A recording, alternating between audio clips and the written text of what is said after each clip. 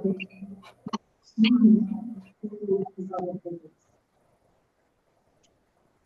selamat pagi. Kita mulai. Kita mau perkenalkan dulu Pak Yoko ini. Pak Yoko nama lengkapnya Pak Yoko Stianto, STMSI. Kemudian beliau di instansinya Direktorat Paten, Tata Letak, Desain Terpadu, dan Rahasia Dagang. Dirjen Kementerian Kekayaan Intelektual Kemenkumham. Dan sudah beliau 1 tahun terakhir ini sebagai Ketua Bidang Pemeriksa Elektro. Tapi elektro aja ya Pak? Atau elektrofisika Pak? Elektrofisika. Kemudian reviewer program perusahaan pemula berbasis teknologi di Kemenristek Dikti 2017 sampai dengan 2018 dan Ketua Kelompok Pemeriksa Paten Bidang Elektro. Oke, Pak Yoko, kami jujur juga dengan arahan Pak Dekan untuk memperbanyak paten, dan kami juga mungkin belum perlu pencerahan kira-kira seperti apa, dan mungkin juga harus ada tip and triknya juga, pengajuannya itu seperti apa yang kalau memang ada penulisan apa istilahnya itu Pak Yoko untuk deskripsi paten Pak. Deskripsi paten betul. Deskripsi paten itu harusnya seperti apa? Nah, biar kebetulan sebetulnya kalau kami di teknik elektro ini di bidang IoT kan ada mungkin banyak yang bisa dilakukan nih Pak Yoko.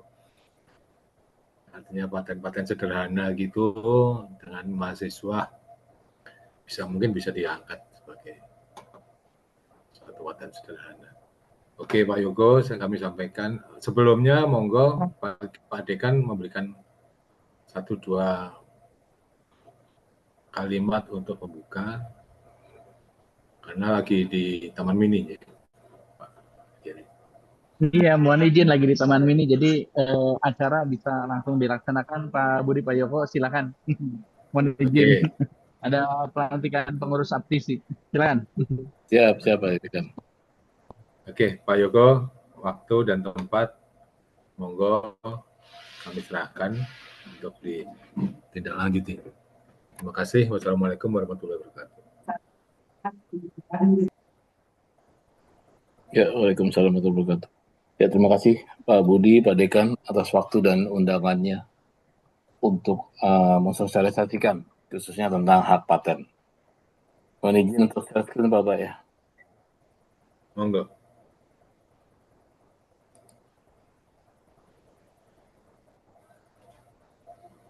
Sudah tampak Bapak? Udah.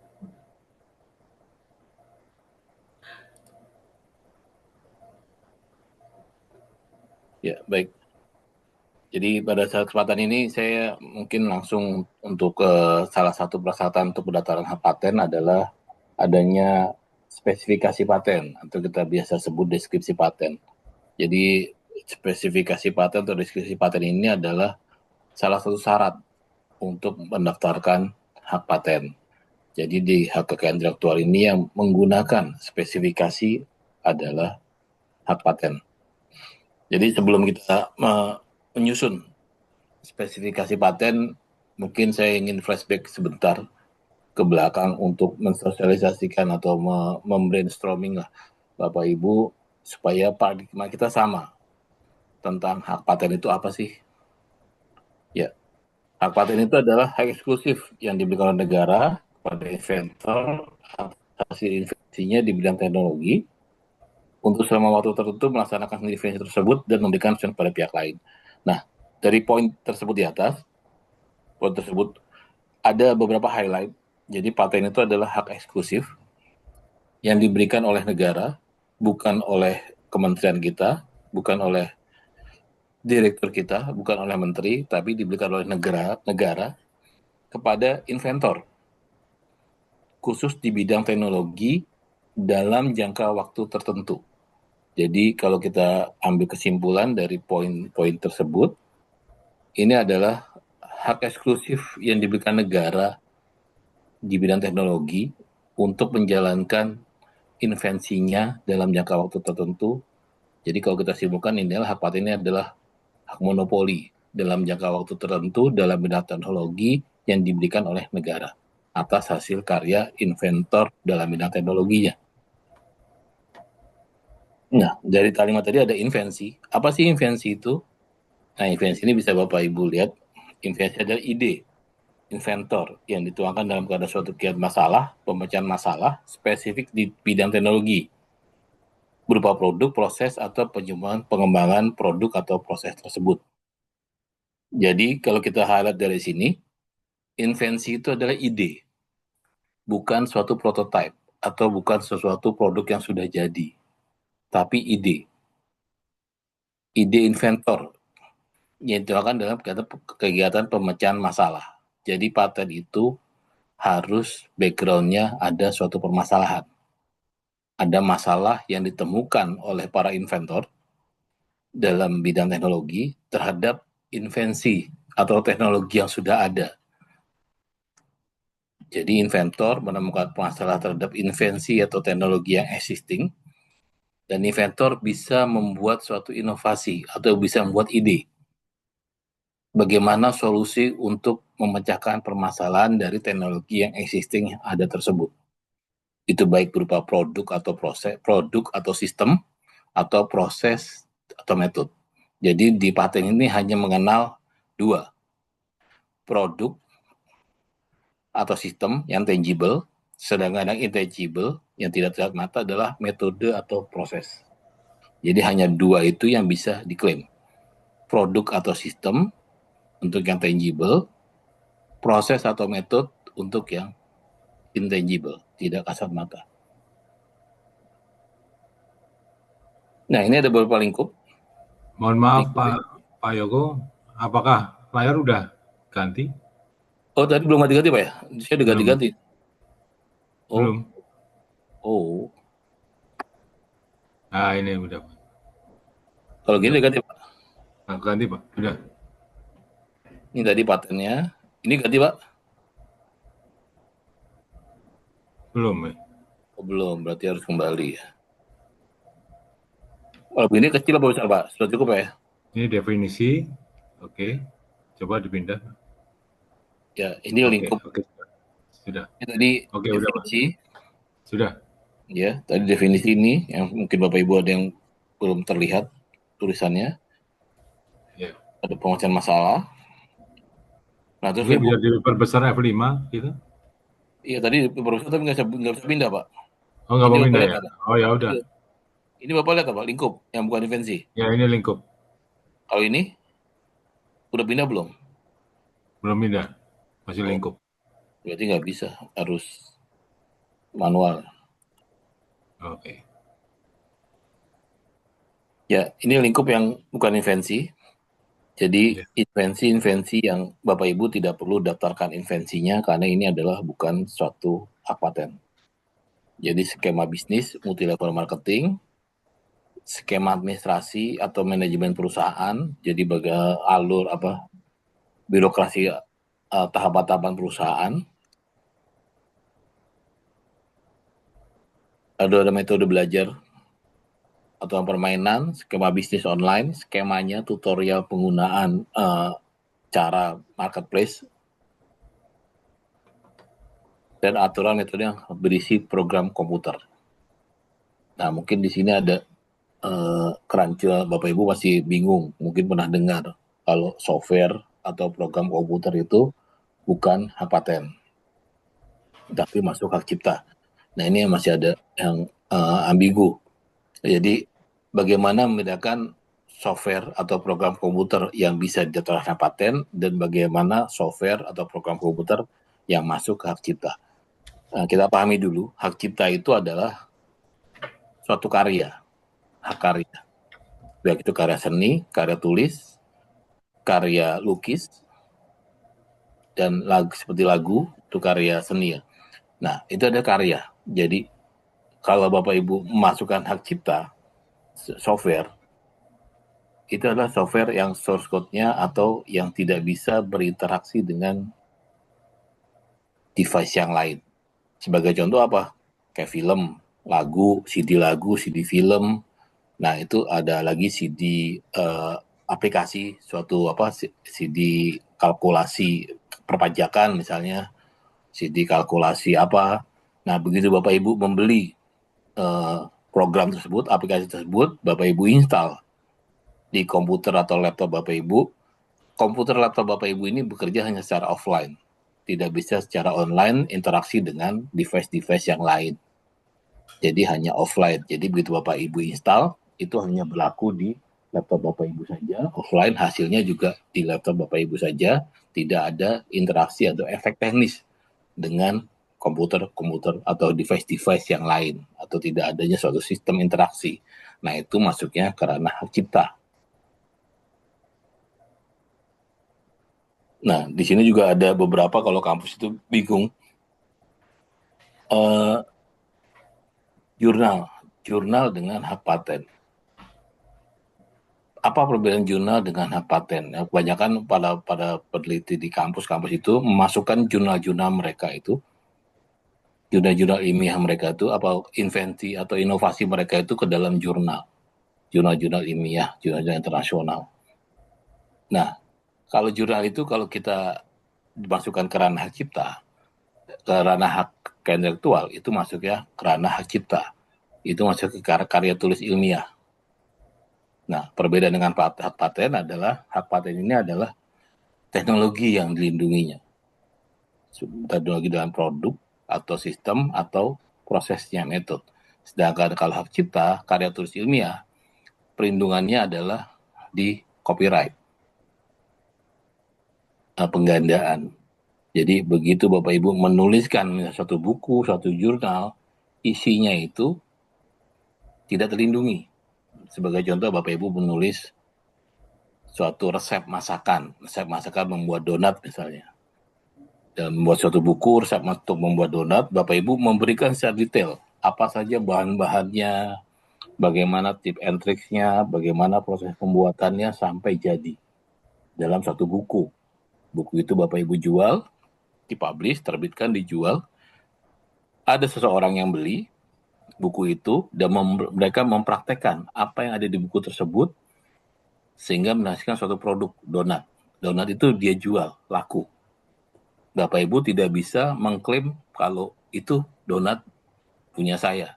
Karena apa? Karena metode prosesnya dibuat berdasarkan panduan dari buku yang saya buat. Tidak bisa diklaim karena yang diklaim dari hak cipta itu adalah penggandaan. Jika bukunya itu digandakan, Bapak Ibu bisa klaim. Tapi isinya atau substansinya itu tidak bisa Bapak Ibu klaim jika ada orang yang mengimplementasikannya. Nah, perbedaan dengan paten, kalau paten dalam deskripsi spesifikasi itu terutama di klaim dan gambar, apabila ada orang yang menggunakan substansi di dalam yang terkandung dalam klaim dan gambar, itu Bapak Ibu bisa klaim. Bapak Ibu bisa somasi untuk mengajukan keberatan kalau itu adalah teknologi yang Bapak Ibu atau inovasi yang Bapak Ibu temukan. Oke, next. Nah, tadi flashback sebentar tadi di atas, dari atas itu, apakah ada pertanyaan? Atau gimana Pak Budi, mekanismenya? Kita langsung open pertanyaan atau bagaimana? Saya mau tanya Pak. Siapa? Monggo. Iya, saya Agung Pak. Gini Pak, kebetulan saya kan pernah menurunkan sebuah model ya, berupa persamaan-persamaan. Jadi menggunakan antena cerdas ya, pada teknologi wireless komunikasi 5G, sehingga diharapkan dengan penggunaan itu memperbaiki kinerja 5G ya menjadi 6G gitu. Nah, kebetulan ini saya buatnya kan di Taiwan. Nah, itu bisa nggak itu digunakan? Jadi karena itu berupa sebuah persamaan-persamaan, Pak ya. Tidak jadi sebuah persamaan-persamaan matematis gitu kan. Dan kemudian juga ada anunya juga, maksudnya sudah saya buat modelnya ya menggunakan MATLAB gitu kan. tampilannya grafisnya gitu kan, maksudnya kinerjanya itu lebih baik daripada 5G gitu. Nah, daripada komunikasi 5G itu bisa nggak kalau itu dimasukkan sebagai paten? Itu Pak Ya, Joko. ya, terima kasih Pak Gu. Ya, itu bisa Pak. Jadi intinya Bapak membuat satu metode kalkulasi atau metode apa yang Bapak namakan, metode perhitungan atau kalkulasi untuk menentukan apa? Untuk menentukan sudut, daya jangkauan atau daya apa terhadap suatu antena. Nah, dalam metode itu hanya tahapan-tahapan yang Bapak modifikasi atau ada misalnya Bapak bicara suatu formulasi, ada rumusannya. Nah, rumusan ini rumusan punya Bapak yang Bapak modifikasi. Itu boleh sepanjang tidak ada sepanjang ada modifikasi yang Bapak lakukan terhadap suatu formulasi umum. Misalnya ada formulasi umum, Bapak tambahkan konstanta. Nah, ada efeknya. Oh, efeknya menambah range dari antena. Itu boleh banget, Pak. Oh ya, makasih Pak. Nanti Terus kalau udah semua, kemudian persyaratannya apa Pak ya, untuk sebenarnya belum pelaporannya? masuk Apakah desain. pembuatan saya menurunkan modelnya dalam bentuk matematis itu kita tampilkan semua gitu Pak? Aku ambil habis. Jadi, kalau sebagai contohnya, Bapak bisa bisa searching di pangkalan data. Kalau dalam pangkalan data itu adalah website pangkalan data paten-paten yang sudah terdaftar di Indonesia, Pak. Bapak bisa searching di situ, nanti Bapak temukan tuh, Bapak bisa download full text-nya, Bapak bisa lihat tuh contoh-contohnya, bagaimana penyusunannya. Jadi Bapak masukin keyword aja, jadi Bapak Google, Bapak masukkan keyword pangkalan data ke KN Intelektual Indonesia. Nanti mungkin saya praktekkan nanti, mungkin setelah ini saya coba praktekkan bagaimana menggunakan pangkalan data. Nanti Bapak bisa klik keywordnya di situ, Bapak pilih paten, ada keywordnya, Bapak masukkan keywordnya apa dalam bahasa Indonesia. Tapi kalau Bapak mau bahasa Inggris, Bapak bisa di searching di Google Paten. Bapak googling, klik Google Paten, masukkan keywordnya, nanti akan muncul tuh Pak metode-metode yang Bapak seperti yang Bapak ingin cari. Jadi berdasarkan keyword-keyword yang Bapak masukkan, nah itu nanti formatnya seluruh dunia itu sama sebenarnya. Semua format penulisan hak paten ini sama. Yang berbeda hanya bahasanya saja. Jadi formatnya ada dari paten nanti ada judul, ada bidang teknik, ada latar belakang itu semua sama. Seluruh dunia sama. Ada klaimnya, ada gambar, ada daftar itu sama. Jadi bagaimana mungkin Bapak baru pandangan kan, kalau saya kasih tahu ini, Bapak baru pandangan seperti apa sih yang tentang formulasi itu. Nanti coba, atau Bapak bisa nyoba langsung, atau nanti kita coba ke pangkalan data, Pak. Oh iya, makasih Pak. Sama, boleh nambah pertanyaan Pak ya? Boleh, silakan. Ya, gini, saya kan suka sering berimprovisasi ya, jadi menggunakan sebuah model, katakanlah model yang sudah umum ya. Jadi sebuah algoritma yang sudah umum gitu kan. Tapi saya improvisasi, misalkan ini saya ubah-ubah, saya modifikasi gitu Pak ya. Kemudian saya campurkan dengan algoritma lain gitu ya. Nah, apakah itu bisa nggak dipakai katakanlah sebagai suatu paten untuk akhirnya gitu Pak? Boleh nggak Pak? Algoritma, Bapak improve? Ya, contoh misalkan algoritma transformer gitu ya. Algoritma transformer. Transformer itu kan secara umum dia kan menggunakan misalkan untuk apa namanya untuk prediksi persatuan waktu ya dalam domain waktu. Dia kan secara umum menggunakan apa namanya untuk penghitungan errornya gitu kan dia menggunakan entropi ya cross entropi. Nah, kemudian saya mengembangkan, saya tidak hanya menggunakan cross entropi. Pertama, transformernya tidak hanya transformer untuk target tunggal, itu saya gunakan untuk multi target. Kedua, karena dia bersifatnya multi target, otomatis saya tidak bisa apa namanya cross entropy tidak istilahnya harus saya modifikasi lain dengan cara-cara perhitungan loss lain. Misalkan saya campurkan dengan Hubert, dengan kemudian saya modifikasi lagi menggunakan khusus lokal gitu ya untuk apabila datanya buruk sekali untuk menyimbangkan data, terus kemudian saya tambahkan untuk perhitungan probabilitasnya seperti itu Pak. Nah itu kira-kira bisa buat ya dipakai sebagai apa namanya untuk dipatenkan gitu Pak. Bisa Pak, bisa banget Pak. Itu jadi metodenya bagaimana metode yang terjadi dulu tuh pernah ada satu marketplace, dia mematenkan bagaimana metode untuk randomisasi dari barang-barang yang mereka jual. Barang-barang mereka jual tampil di layar ini adalah ribuan. Tapi yang tampil di layar pertama itu hanya puluhan, sampai kedua puluhan. Nah, bagaimana dia merandom? Metode bagaimana merandom jika ada barang urutan terakhir yang belum pernah muncul di halaman pertama, kedua, dia bisa muncul. Jadi bagaimana metode randomisasi pemunculan penampilan dari produk-produk itu secara bertahap. Jadi ada ribuan, bagaimana produk itu muncul di layar 1 atau 2 sampai 10. Jadi kebanyakan kan pemakai itu hanya melihat scroll-scroll layar, nggak sampai layar terakhir. Jadi produk-produknya tidak terandomisasi atau terlihat tertampil secara merata. Nah, itu bagaimana produk itu bisa secara merata menampilkan semua produk-produknya jadi rata, tampil randomisasi. Nah, itu ada Pak, itu metodenya itu bisa. Jadi metode itu nanti diterapkan dalam misalnya CNN. Jadi Bapak punya suatu metode, nanti implementasi metode ini ada dimasukkan ke Convolutional Neural Network untuk AI. Nah, itu bisa.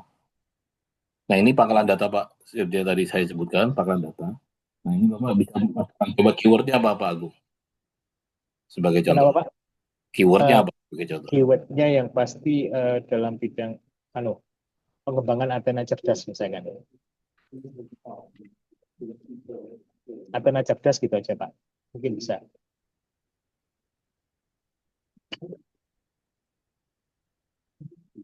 Nah, di sini antena ada. Di sini kalau kita lihat di sini kita memperkenalkan website dulu ya.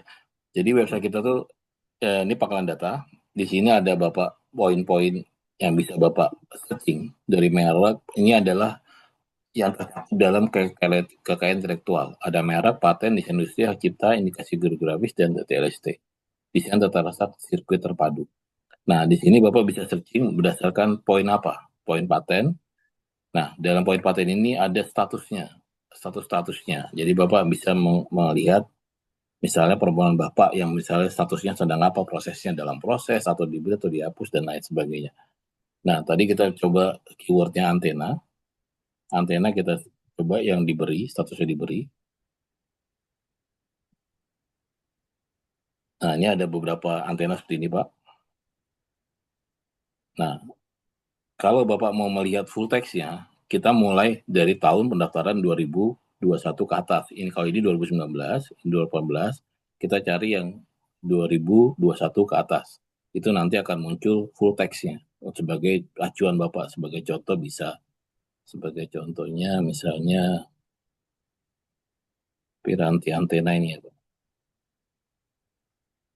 Oh, belum ada. Full text-nya muncul di sini Pak. Ini publikasi A, biasa ada publikasi B. Kalau ada publikasi B, Bapak bisa download. Ini saya mau nyari full text-nya sebagai contoh nanti buat Pak Agung bayangannya. Iya Pak.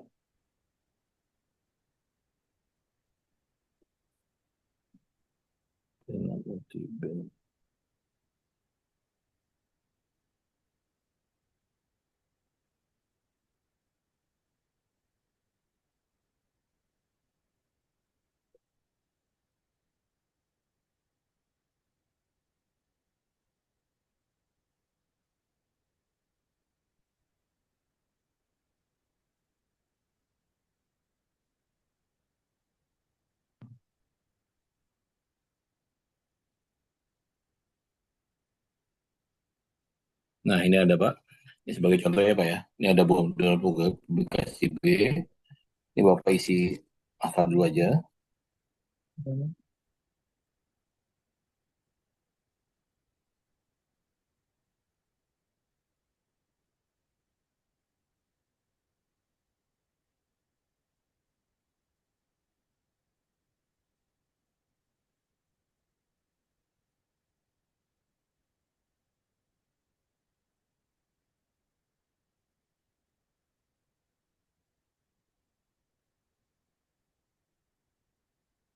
Nah, ini Pak. Bisa lihat Pak tampilan ini. Bisa. Bisa. Nah, ini ada Cuman front page. masih undo publikasi B. Oh, publikasi B. Full Iya, text-nya belum tampil, full text ya. belum. Baru undo file publikasi B, kemudian Oke. ada apa namanya? Bentar.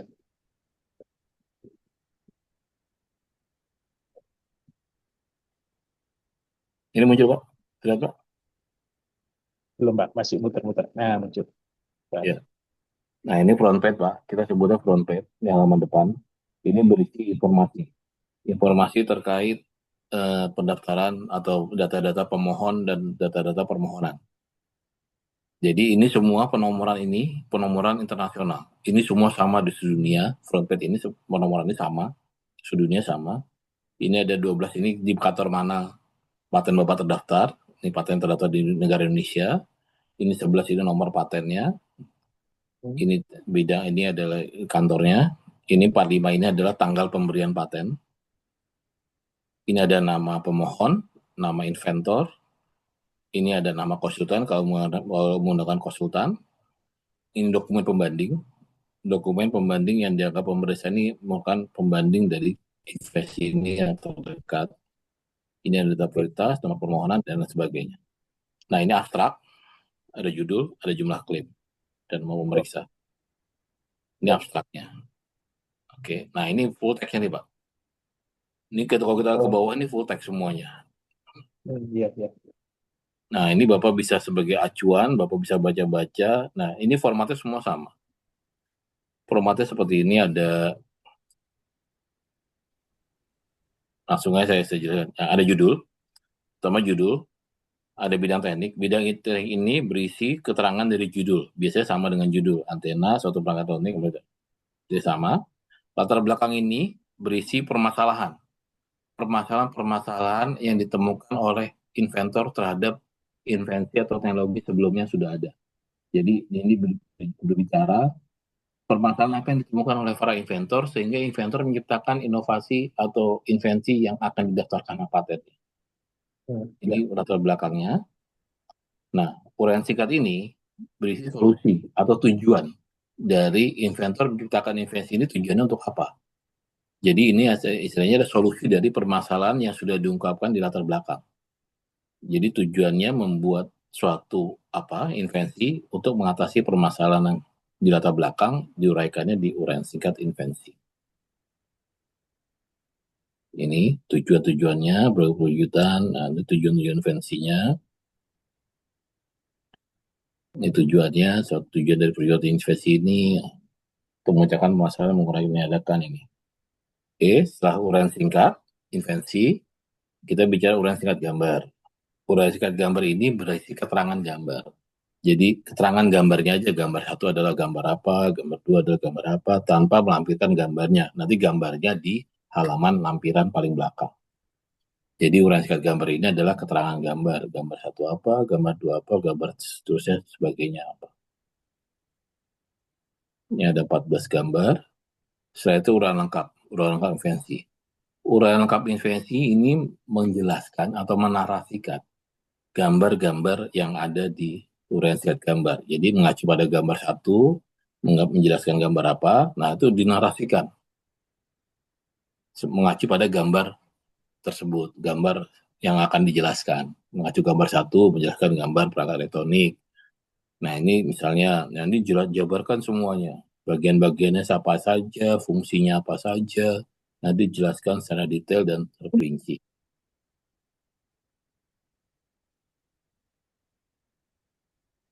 Bagian per bagian. Nah, terus setelah uraian lengkap invensi, nanti ada bagian klaim. Nah, di latar belakang ini juga berisi tabel-tabel uji, tabel-tabel percobaan. Jadi latar belakang ini sangat-sangat, kalau luar negeri kita menemukan paten itu, nggak ada paten yang 5 lembar ataupun di bawah 10 lembar. Kebanyakan mereka di atas 10 lembar atau bahkan di atas 50 lembar. Kenapa mereka bisa banyak? Karena mereka di uraian lengkap ini, mereka menjabarkan trial dan errornya. Jadi inventor itu tidak mungkin menemukan sesuatu atau memodifikasi sesuatu sesuatu itu tidak mungkin ada proses trial error tiba-tiba langsung jadi. Nah, ya kan, tidak mungkin. Jadi di sini diungkapkan bagaimana percobaan pertama, percobaan kedua, percobaan ketiga, sampai dengan percobaan peak. Mereka ungkapkan di latar belakang uraian lengkap invensi ini. Jadi bisa tebal di sini, bisa banyak di sini karena detail. Itu sebagai apa? Kenapa harus diungkapkan? Itu sebagai proven. Kalau di luar negeri itu sebagai proven, sebagai bukti. Kalau terjadi masalah atau somasi terhadap patennya dia bisa membuktikan kalau ini adalah hasil uji coba dia. Bukan hasil plagiat atau hasil penulisan ngarang. Tapi ini adalah proven dia melakukan uji coba. Itu sebagai proven. Maka ada contoh 11, ada contoh 12, dan itu semuanya proven. Kalau ada orang somasi, itu hanya jiplak, itu hanya punya itu nyontoh. Enggak, mereka proven kalau ini paten ini mereka sudah melakukan trial dan error. Nah, itu diungkapkan semua di uraian lengkap invensi. Nah, ini makanya ada 50 lembar dari uraian lengkap dari deskripsi tadi. Nah, begitu masuk ke klaim ini dia hanya mengklaim hanya perangkat elektronik. Nah, ini suatu produk, perangkat yang tangible. Nah, poin-poinnya apa? Dari perangkat elektronik, fitur-fiturnya apa saja yang menyusun perangkat elektronik ini? Fiturnya apa saja? Ada rumahan, ada struktur antena, dan lain sebagainya. Ini adalah yang tangible semua. Jadi mereka breakdown rumahan tersebut bagaimana, rumahan tersebut terdiri dari apa aja, ada penutup, pertama, kedua, bagian samping. Nah, bagaimana konfigurasinya masing-masing. Mereka jelaskan, mereka breakdown secara spesifik sampai detail. Jadi modifikasi yang mereka lakukan tuh poinnya harus detail. Bagaimana yang mereka modifikasi dan apa efek dari modifikasi itu harus tampil di klaim. Termasuk kalau ada range, ukuran, rasio, itu harus dimasukkan, atau timer, itu harus dimasukkan pada dalam klaim. Karena modifikasi ini kan tipis. Jadi kalau pengembangan paten itu nggak mungkin ada sesuatu yang ujuk-ujuk baru, nggak mungkin. Pasti semua modifikasi atau pengembangan atau improvement. Itu beda-beda paling tipis, sangat-sangat tipis antara inventor pertama dan kedua, ketiga mungkin sangat tipis. Skupnya sama, tapi modifikasi yang mereka lakukan sangat tipis. Nah, di paten ini kita tidak bisa memberi suatu hak paten yang terlalu luas. Jadi kita membatasi hak-hak paten masing-masing inventor itu dengan nilai range.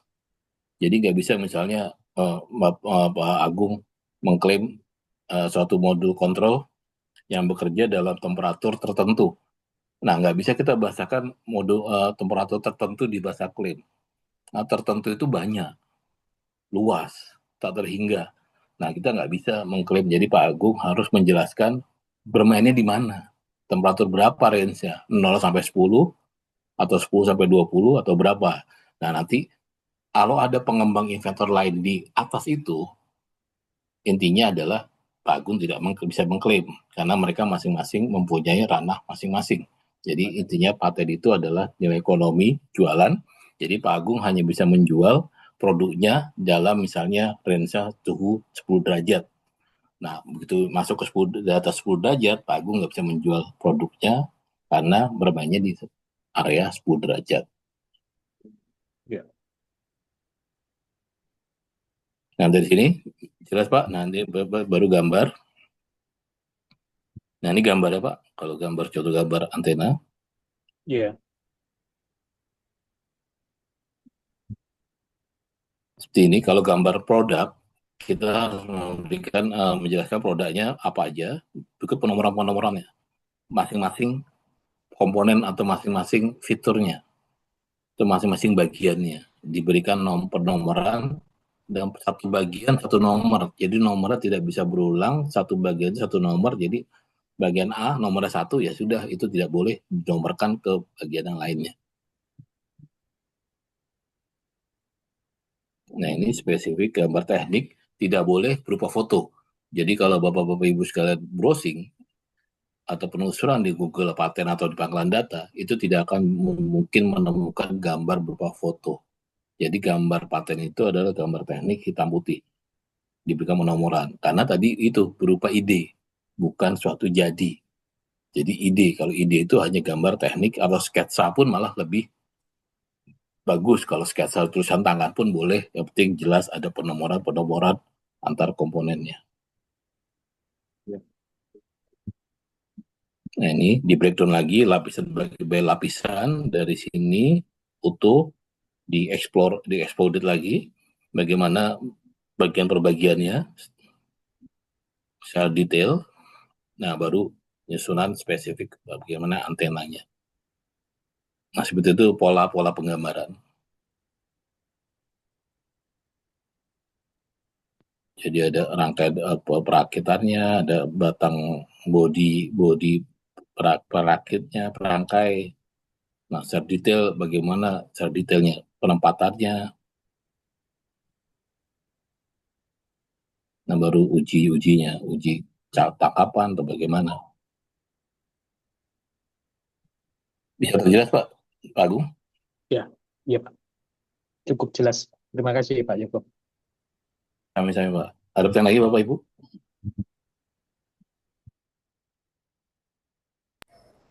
Beda dengan sederhana apa Pak?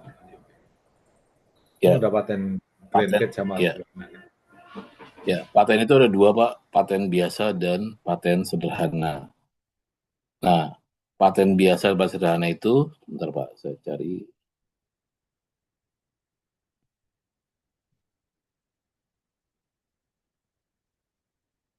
Oke, perbedaannya paten biasa paten sederhana itu hanya berbicara satu invensi, satu judul, satu permohonan.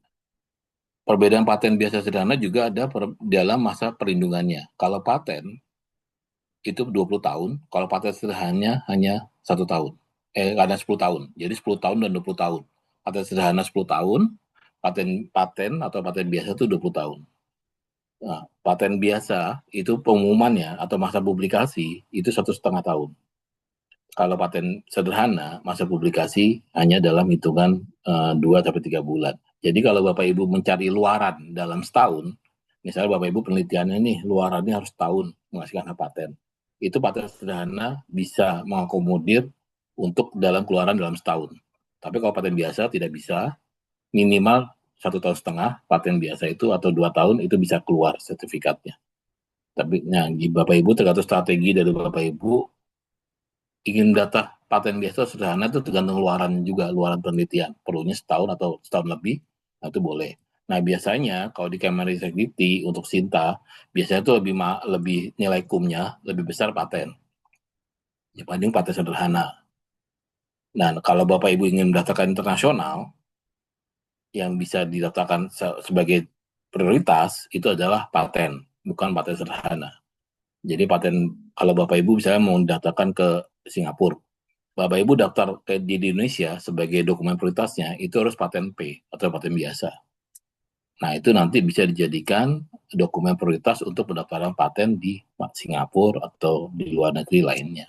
Kalau ingin mendaftarkan di luar negeri. Tapi kalau paten sederhana, Bapak Ibu daftar paten sederhana, pendaftaran itu tidak bisa dijadikan sebagai prioritas, data prioritas untuk pendaftaran paten di luar negeri.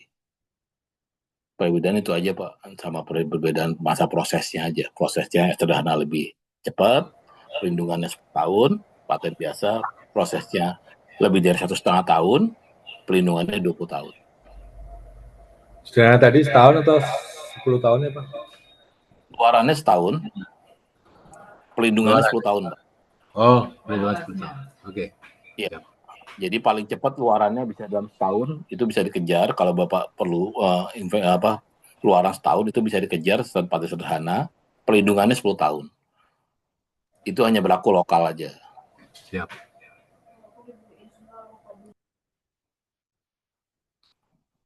Ada lagi Bapak Ibu? Lanjut Pak. Oke. Nah ini tadi spesifikasi paten tadi udah kita berikan contohnya. Contohnya, nah ini fungsinya. Fungsi spesifikasi paten itu untuk apa sih? Ada 2 fungsi sebagai perlindungan diterapkan dalam klaim-klaim itu untuk menyatakan batas perlindungan tadi, sama informasi teknis. Informasi teknis ini ada di deskripsi dan gambar. Kenapa gambar bila ada? Jadi tidak semua bidang memerlukan gambar. Seperti bidang kimia mungkin tidak memerlukan gambar. untuk mendaftarkan hak paten karena tidak bisa digambarkan, misalnya komposisi, hanya mencakup komposisi itu nggak bisa digambarkan.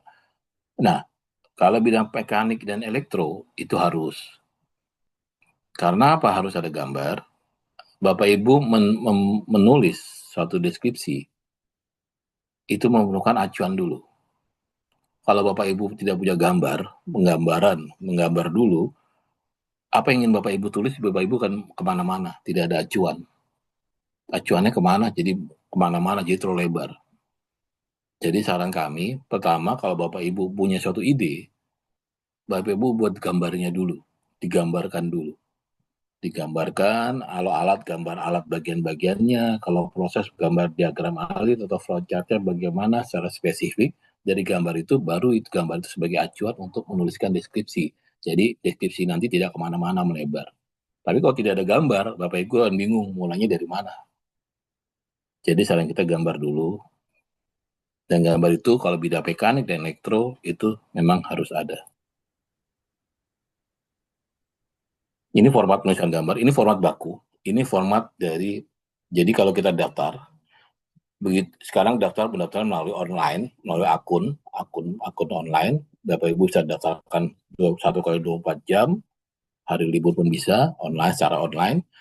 Nah, formatnya seperti ini. Begitu Bapak Ibu daftarkan, masuk pendaftaran via akun, disubmit, itu pertama yang akan dilakukan adalah adanya pemeriksaan formalitas.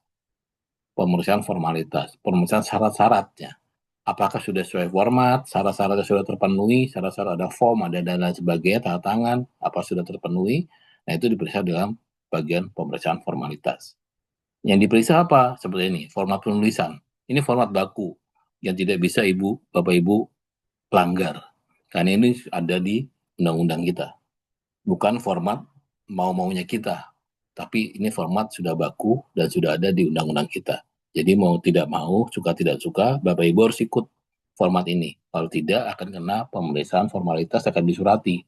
Kalau ini formatnya tidak sesuai dan harus disesuaikan. Yang termasuk huruf, margin, nomor urut, jenis huruf, dan lain sebagainya. Yang harus mengikuti format sesuai aturan ini. Nah, template ini ada di dgip.go.id. Bapak Ibu bisa tadi di website kita ada template suratnya, Bapak Ibu bisa download template-nya.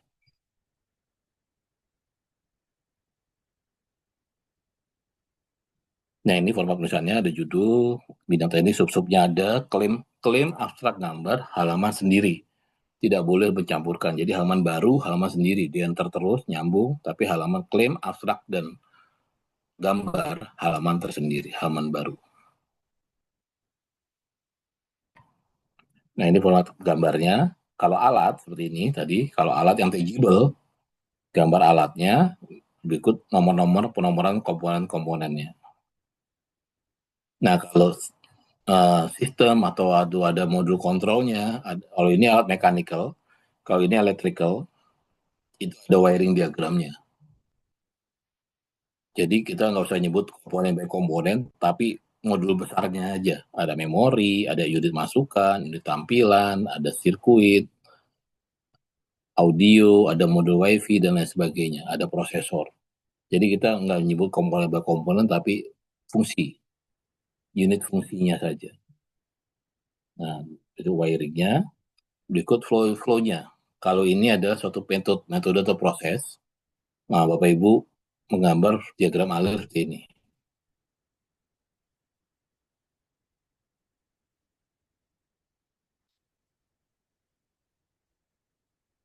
Nah, pertama dilakukan adalah identifikasi. Nah, setelah Bapak Ibu gambar itu, Bapak Ibu identifikasi invensinya. Masalah yang dipecahkan apa, solusinya apa.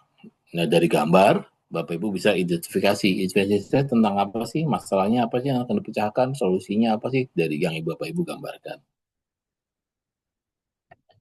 Nah, ini kalau di bidang, ini contoh kalau Bapak Ibu membuat suatu aplikasi.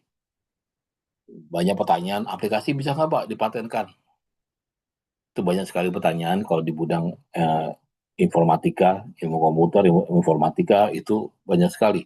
Aplikasi bisa nggak dipatenkan Pak? Kalau kita ngambil ranah aplikasi aplikasi itu kita bisa umpamakan tuh suatu mobil atau motor. Ada aplikasi itu banyak bagian-bagiannya. Kayak motor tuh banyak bagian-bagiannya. Mobil pun banyak bagian-bagiannya. Jadi tidak bisa satu aplikasi satu paten. Tidak bisa satu motor itu satu paten. Tidak bisa satu sepeda satu paten. Nggak bisa. Karena bagiannya banyak. Nah, Bapak Ibu tentukan bagian apanya dulu nih dari aplikasi yang Bapak Ibu ingin klaim. Misalnya saat login. Saat login ada verifikasi user, verifikasi Bapak Ibu seperti apa nih di breakdown, bagaimana proses verifikasi base system dari yang Bapak Ibu bangun, dibuat flowchart-nya. Verifikasi seperti apa? Verifikasi berlipat atau verifikasi bertingkat atau seperti apa nih? Nah itu, sehingga menghasilkan suatu tahapan verifikasi untuk login. Nah sebagai contoh ini, Bapak Ibu ingin membuat suatu aplikasi atau sistem. Nah, gambar pertamanya adalah gambar arsitektur atau topologi prosesnya seperti apa. Siapa aja pemainnya. Ada berapa sisi pemainnya. Ini sebagai saya ambil contoh adalah paten dari delivery food. Atau bisa Gojek atau Grab atau Uber. Nah, ini ada berapa sisi. Ini ada driver, ini ada admin, ini ada user, ada restoran, ada cloud atau database. Ini ada beberapa pemain. Nah, dari sisi ini gambar satu. Bapak Ibu harus membuat arsitektur prosesnya atau topologi program prosesnya. Nah, sisi mana dulu nih yang Bapak Ibu ingin breakdown atau patenkan atau Bapak Ibu modifikasi atau kembangkan?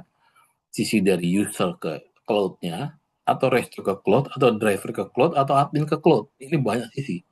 Jadi kalau Bapak Ibu browsing, aplikasi delivery food itu punya Uber, pertama itu Uber. Uber diakuisisi oleh Grab.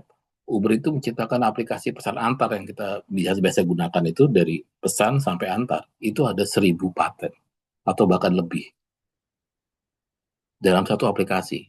Karena apa? Di breakdown per sisi.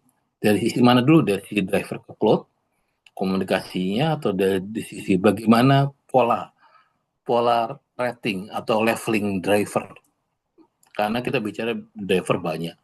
Bagaimana masing-masing driver ini rewardingnya, pola rewardnya, dan bagaimana leveling driver ini, bagaimana distribusi driver, itu banyak sekali. Itu by system, tidak dilakukan oleh manusia tapi dilakukan oleh cloud.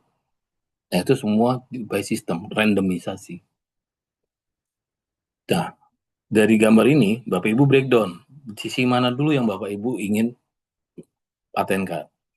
Sebagai contoh, misalnya Bapak Ibu melakukan pemesanan satu titik restoran, misalnya taruhlah apa KFC.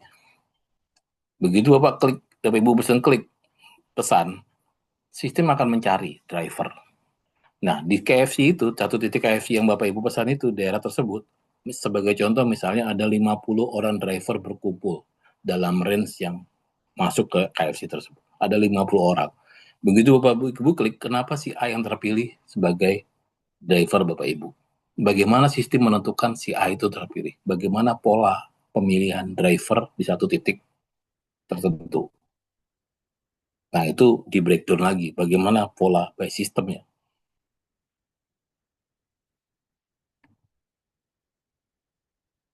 Ini sama, gambar arsitektur yang berbeda, tapi ini pola arsitekturnya. Ada server, ada restoran, ada driver, klien, dan user. Nah, ini pola informasinya. Bagaimana pola informasinya? Dari restoran, order, dari driver, persetujuan driver, dari order, pembayaran payment, terkonfirmasi, dan lain sebagainya. Ini informasinya.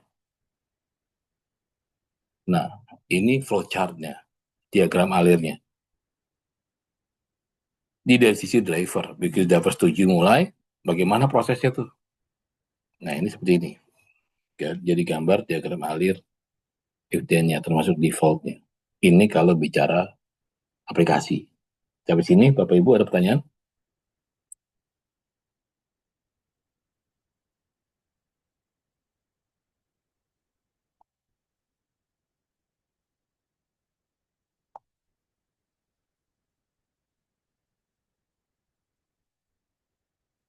Nggak ada?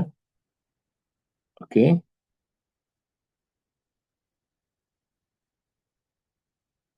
Oke. Oke, tadi satu aplikasi, dan kita bicara sekarang mechanical, Indonesia Mechanical. Ini bicara tentang gigi atau sikat gigi multifungsi. Kalau dari gambar tersebut, mungkin Bapak Ibu bisa nebak ini adalah sikat gigi multifungsi. Kalau dari gambar tersebut, Bapak Ibu punya ide nih, Bapak Ibu gambarkan gambarnya seperti ini. Nah, dari gambar seperti ini, komponen-komponennya Bapak Ibu gambarkan, berikan nomor. Tahapannya setelah gambar ini, masing-masing komponen diberikan nomor per bagian. Bapak Ibu langsung melakukan penelusuran. Penelusuran ini adalah domain penelusuran yang free. Jadi masing-masing kantor paten, masing-masing negara itu mempunyai website untuk penelusuran. Ini untuk worldwide, Espasianet, ini untuk WIPO, World Intellectual Property Organization, PDKI, dan Google Patent. Ini yang umum, ini yang non-paten. Ada jurnal dan lain sebagainya. Nah, setelah Bapak Ibu melakukan penelusuran, Bapak Ibu bisa menentukan judulnya dari gambar tersebut. Pertama, Bapak Ibu di D-nya digambarkan, Bapak Ibu langsung menetapkan melakukan penelusuran. Setelah melakukan penelusuran, Bapak Ibu bisa menentukan judulnya. Judulnya seperti ini, contohnya langsung bidang teknik, karena bidang teknik ini berkenaan dengan judul. Jadi terkait dengan judulnya. Oke, setelah bidang teknik, setelah judul tersusun dari gambar, melakukan penelusuran, menetapkan judul, langsung buat bidang teknik, langsung ke latar belakang. Latar belakang ini mengungkapkan tadi hal berkaitan dengan invensi, prior art terdekat, dari penelusuran tadi, prior art ini adalah didapat dari penelusuran tadi yang Bapak lakukan untuk mencari improvement, karena paten ini harus jujur. Jadi semua pasti improvement. Nah, improvement itu harus ada dasarnya. Dasar dari mana improvementnya? Improve dari mana? Nah, itu berdasarkan hasil penelusuran yang Bapak Ibu lakukan. Jadi Bapak Ibu harus mencantumkan satu atau dua dokumen paten hasil penelusuran yang menurut Bapak Ibu terdekat atau mendekati. Ini menjelaskan ini dan mengungkapkan kelebihan banyak masalah invensi dibandingkan dengan prior art. Ini kesimpulannya ini, data belakang. Nah, ini perlu untuk pemahaman dan penelusuran invensi, contoh, dan sebagainya. Nah, setelah latar belakang,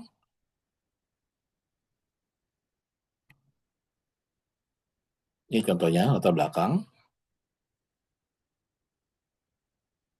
Jadi dari ini, Bapak Ibu, kesimpulan contoh permasalahannya, ini dokumen yang ditemukan, nomor sekian. Nah, ini kesimpulan dari dokumen ini. Nah, baru atas bawahnya kesimpulannya dari semua yang ada di sini, semua permasalahannya apa. Ini contoh latar belakang.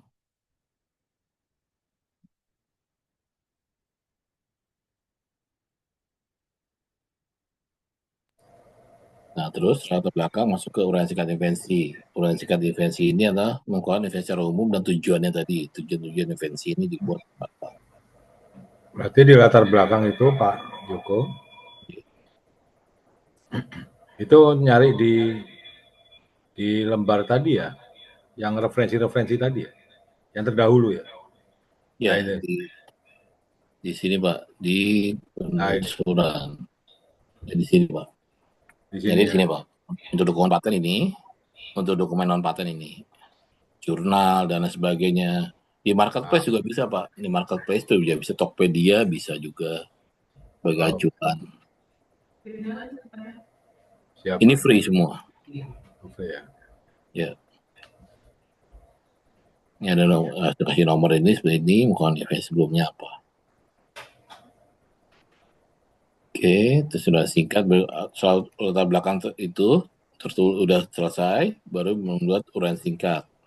Uraian singkat ini bukan secara umum, tujuannya untuk apa, bisa menggunakan fitur-fiturnya, bisa dibuat sama dengan klaim utama. Ini contohnya tadi dari gambar sikat gigi tadi. Ini contohnya, suatu sikat gigi. Nah, baru fitur-fiturnya apa saja. Oke, ini uraian singkatnya, lanjutan uraian singkat, tujuannya apa. Setelah uraian singkat, baru uraian singkat gambar. muat uraian singkat keterangan gambar, ini keterangan gambar, istilah keterangan gambar jika ada gambarnya.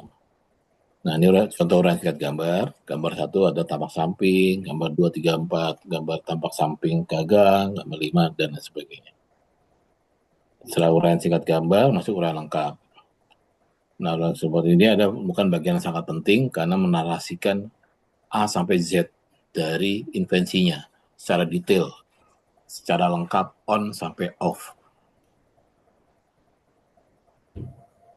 Termasuk ada data pendukung, ada data hasil coba, trial error, percobaan pertama, percobaan kedua, percobaan ketiga, itu sebagai proven sampai dengan dapat diterapkan dalam industri penjelasan. Nah, ini uraian lengkap invensi. Narasi on sampai off untuk melakukan invensi, penulisan istilah simbol harus konsisten, semua istilah simbol konsisten, ukuran juga menggunakan sistem internasional. Ini penjabarannya. Nah, pembaca yang tujuh adalah yang ahli di bidangnya. Jadi yang membaca dokumen paten ini adalah orang yang ahli di bidangnya. Jadi bidang elektro biasanya membaca paten tentang elektro. Jadi yang disasar adalah orang yang ahli di bidangnya. Jadi yang informasi yang dijelaskan harus cukup sehingga bukan orang ahli di bidangnya dapat melaksanakan. Ya, ini ulang lengkap invensi. Contoh tadi dari gambar sikat gigi, mengacu pada gambar 15, terdiri dari apa? Nah, narasinya, cerita.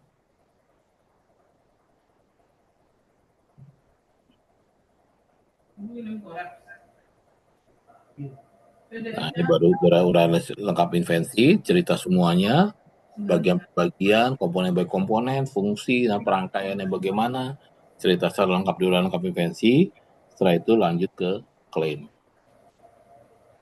Nah, klaim ini bagian terpenting dari dokumen, bagian penting yang ingin dilindungi.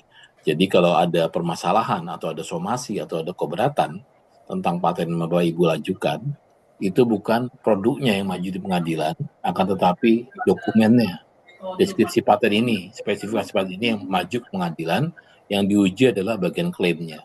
Klaim disesuaikan dengan gambar. Apakah klaim ini sesuai dengan gambar yang dilampirkan atau keluar dari gambar atau beda dengan gambar dilampirkan, yang akan bisa menggagalkan paten Bapak Ibu. Klaim utama, klaim mandiri, didukung oleh uraian di deskripsi, lingkupnya harus spesifik. Nah, tidak boleh ada gambar. Di klaim ini tidak boleh ada gambar. Rumus kimia pun nggak boleh. Tapi kalau ada rumus matematik atau formulasi matematika yang ditemukan oleh inventor hasil modifikasinya untuk menciptakan suatu produk, rumusan itu boleh. Dibacakan klaim asal rumus itu rumusan yang dibuat atau diimprove oleh inventor untuk membuat satu produk. Tanpa rumus itu, produk yang diklaim ini tidak akan bisa. Tidak akan itu boleh. Nah, ini klaim dibagi dari dua bagian. Klaim pertama menunjukkan bidang invensi sebelumnya, dan bagian kedua data teknis yang menyatakan invensi yang diberikan perlindungannya. Sampai di sini, ada pertanyaan Bapak Ibu? Mohon izin sebentar, Pak. Bentar, Bu.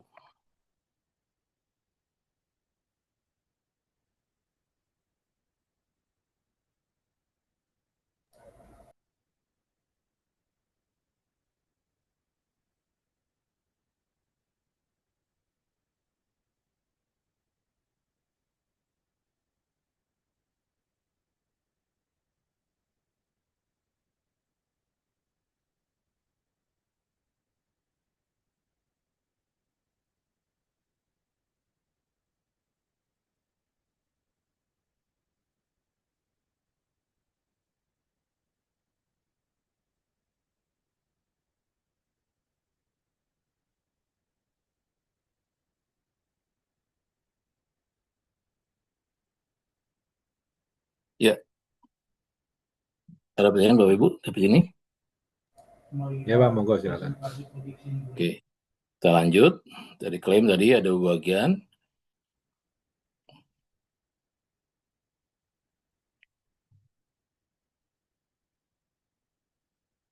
Yang diklaim adalah bagian permohonan mengabarkan intervensi yang dengan perlindungan dan harus diuraikan secara jelas dan harus didukung oleh deskripsi. Nah, klaim ini mengungkapkan batas terliku paten. Bagian terpenting harus didukung deskripsi, tidak lebih luas, tidak muat gambar, tidak muat tabel, itu dalam bahasa yang lazim dan dapat ditambahkan gambar dan dapat ditambahkan tanda-tanda acuan gambar. Jadi di gambar tadi ada nomor-nomor acuan komponen, itu boleh dilampirkan di setelah bagian belakang komponennya.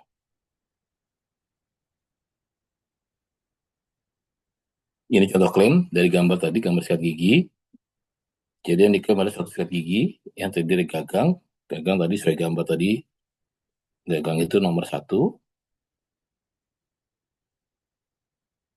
Nah ini sesuai ini gagang nomor 1 dan sesuai komponen-komponen ini.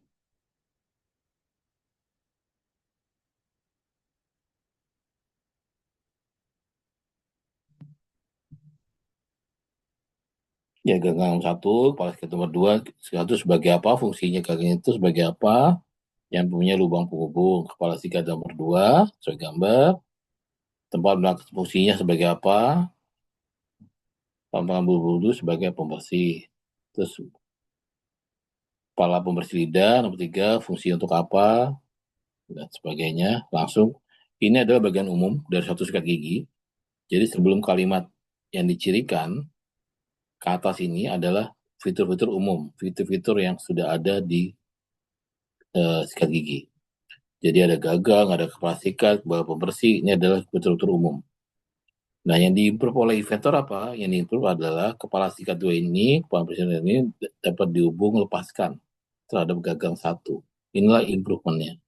Jadi yang sudah umum ini misalnya ada gagang kepala sikat, ada gagang dengan kepala pembersih lidah, ada gagang dengan kepala pembersih gigi, ada. Ini adalah fitur-fitur umum. Nah, yang dimodifikasi oleh inventor adalah bagian kalimat setelah yang dicirikan oleh ini adalah yang diimprove oleh inventor. Jadi ternyata kepala sikat, pembersih, dan kepala ini bisa dilipus dengan terhadap gagang 1. Ini klaim turunannya, mengacu pada klaim 1, gagang 1 tersebut memiliki lubang untuk lepas pasang tadi, lepas hubung. Itu fiturnya, di breakdown lagi kembali ke fitur berikutnya, ke klaim turunannya, lubang 6 ini punya alur, ternyata di lubang penghubung itu ada alurnya sebagai hubung lepas. Nah ini makin banyak klaim turunan, makin banyak fitur dan makin spesifik. Ternyata di gagang sikat itu juga punya tombol untuk sebagai sarana mengunci dan melepas masing-masing kepala dan dari gagang. Nah ini makin banyak fitur klaim turunan, makin banyak dan makin spesifik invensi yang diungkapkan. Nah ini beda klaim mandiri. Klaim itu ada 2, klaim mandiri dan klaim turunan. Klaim mandiri ini bisa berdiri sendiri, dibatasi oleh batasan dalam klaim, lingkupnya selalu lebih luas dibandingkan dengan klaim turunan. Kalau klaim turunan ini merujuk kepada klaim sebelumnya. Tadi ada kalimat mengacu pada klaim 1, seperti ini, sesuai dengan klaim 1, ini adalah klaim turunan. Ini sesuai dengan klaim 1, turunan. Nah, fungsinya klaim turunan ini untuk apa? Ini untuk menspesifikasi fitur-fitur yang sudah disebutkan di klaim 1. Klaim 1 ini klaim mandiri, karena tidak ada kalimat mengacu pada klaim mana, ini klaim mandiri. Fitur-fitur ini dispesifikan atau didetailkan di klaim turunan ini. Jadi yang boleh di breakdown adalah sudah disebutkan di klaim mandiri fiturnya. Gagang 1 dispesifikan lagi di breakdown, maunya ini. Sekarang ini lubang 6. Lubang 6 sudah disebutkan di sini, ada lubang punggung 6. Di breakdown lagi, lubang 6 itu ternyata punya alur. Klaim 4-nya ini mengacu pada gagang 1 tadi, ternyata punya tombol. Jadi makin spesifik. Nah ini tadi, contoh tadi seperti di atas. Ini format penulisan klaim, jadi ada nomor ini nomor, klaim 1, klaim 2, klaim 3, nomor klaim. Ini body claim atau ini body, ini bisa sesuai judul invensi, judulnya alat ya alat, judulnya metode, ya claim. Tadi dari ada fase transisi, Ini adalah body claim. Jadi ini fitur-fitur dari alat. Ada wadah, ada sumber panas. Jadi alat itu fiturnya adalah sesuatu yang tangible, komponen bagian yang menyusunnya. Jadi nggak boleh ini suatu produk, ininya suatu proses. Atau ini proses, ini metode atau proses, ininya fitur dari alat-alat atau komponen-komponen. Itu tidak boleh. Jadi harus konsisten, alat, fiturnya adalah bagian-bagian yang tangible. Metode, fiturnya adalah tahapan-tahapan untuk menjalankan metode atau proses tersebut. Ini follow teruskan klaimnya. Klaim ada dua tadi, klaim produk atau proses. Ya, produk, itu fisik, peralatan, peranti, mesin, sistem, senyawa kimia. Kalau klaim proses, suatu aktivitas, proses atau metode. Nah, kalau jurisdiksi peralatan, preambul klaimnya juga suatu peralatan, jadi bisa sama.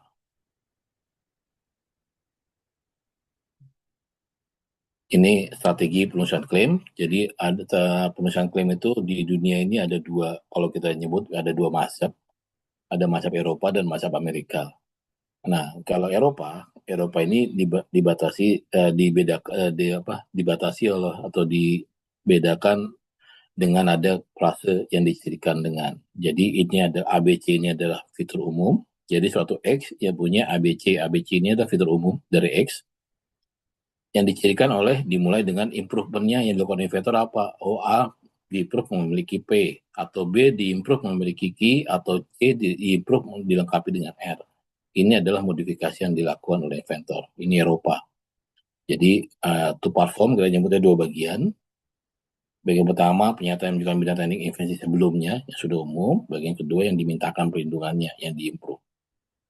Nah, kalau one part from ini US biasanya langsung. Jadi X langsung memiliki A, jadi dari A yang di-improve-nya memiliki P, B di-improve langsung Q, dan C di-improve memiliki R. Jadi tidak ada kalimat yang dicirikan oleh. Kalau ini one part tidak pakai yang dicirikan, langsung improvement-nya di mana, langsung to the point. Kalau ini dua bagian, jadi umumnya dulu, fitur-fitur umum, baru improvement-nya apa, dibacakan dengan yang dicirikan.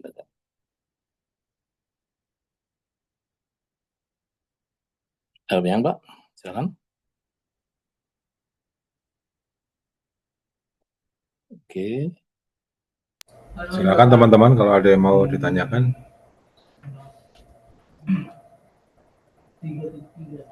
Oke, setelah tadi klaim, gambar seperti ini. Ini kalau gambar alat, ada nomor gambar bagian-bagiannya, gambar alatnya, bagian per bagian, penomoran.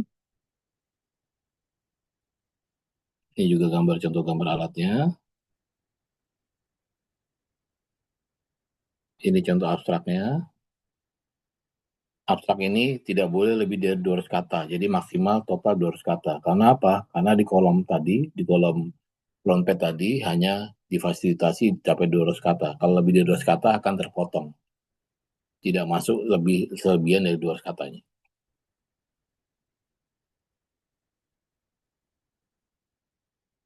Nah, ini kesimpulannya dari ide tadi. Ide, Bapak Ibu menentukan judul ini luas. Jadi kalau kita bisa mengembangkan paten itu adalah seperti mata anak panah. Dari ide, tetapi judul ini masih luas, judul ini umum, global. Judul ini boleh sama dengan judul yang sudah ada. Kalau sepeda, mobil-mobil, pulpen, sendal-sendal, jadi judul luas. Dipersempit lagi dengan bidang teknik invensi. Bidang teknik invensi menyatakan sendal ini seperti apa. Misalnya sendal ini apa, seperti apa, mempunyai lapak atau apa yang tidak licin, lebih jelas, lebih spesifik, lebih mengerucut. Ditambah permasalahan dari sendal yang sudah ada apa, makin spesifik, makin mengerucut. Dari latar belakang ditambah lagi solusinya untuk menyatakan permasalahan yang ada di latar belakang, lebih spesifik. Diungkapkan lagi uraian singkat gambarnya, gambar terhadap solusi dari permasalahannya. Lebih spesifik lagi uraian keterangan gambarnya, ditambah teruraian lengkap dari gambar-gambar dilampirkan, lebih spesifik. Masuk ke klaim ini sebagai kepala anak panahnya.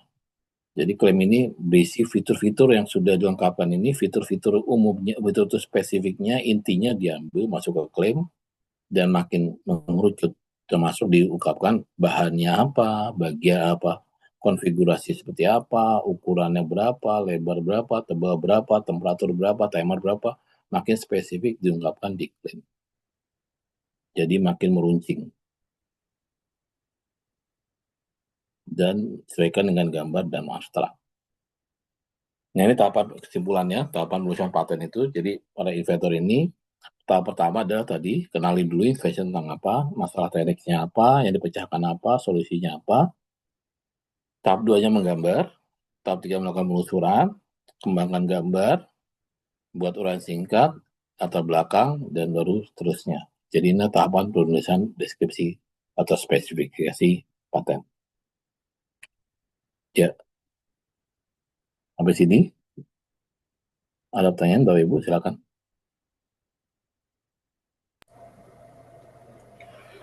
Oke, terima kasih Pak Yoko. Yang lain silakan monggo kalau ada pertanyaan. Ini ada di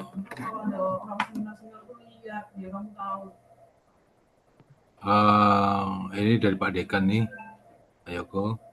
Pak Yoko dan Pak Budi barangkali bisa diperlihatkan contoh paten sederhana terkait IoT, software engineering, data science, dan sebagainya gitu. Ya, tadi kayaknya sudah ya Pak, yang di paten delivery food. Di delivery food. Oke. Ya, itu software engineering ya? Iya, software engineering betul Pak.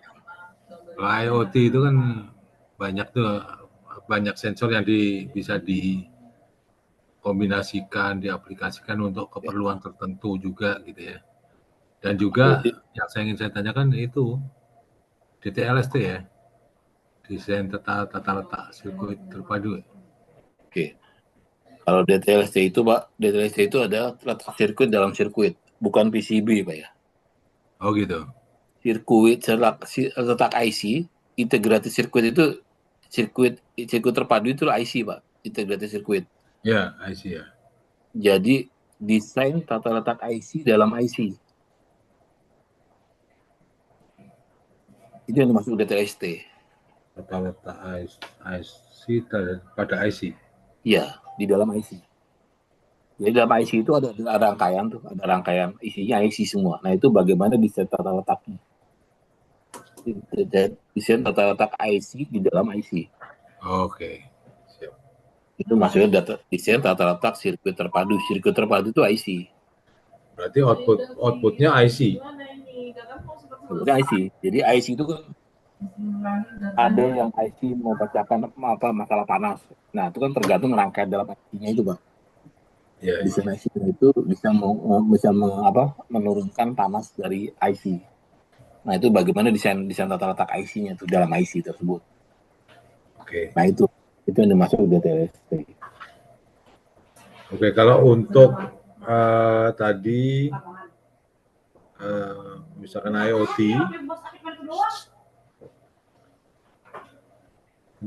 untuk IoT itu kadang-kadang kan ada fungsi yang sama misalkan gitu, tapi menggunakan sensor yang lain dan sebagainya gitu, dimungkinkan gitu.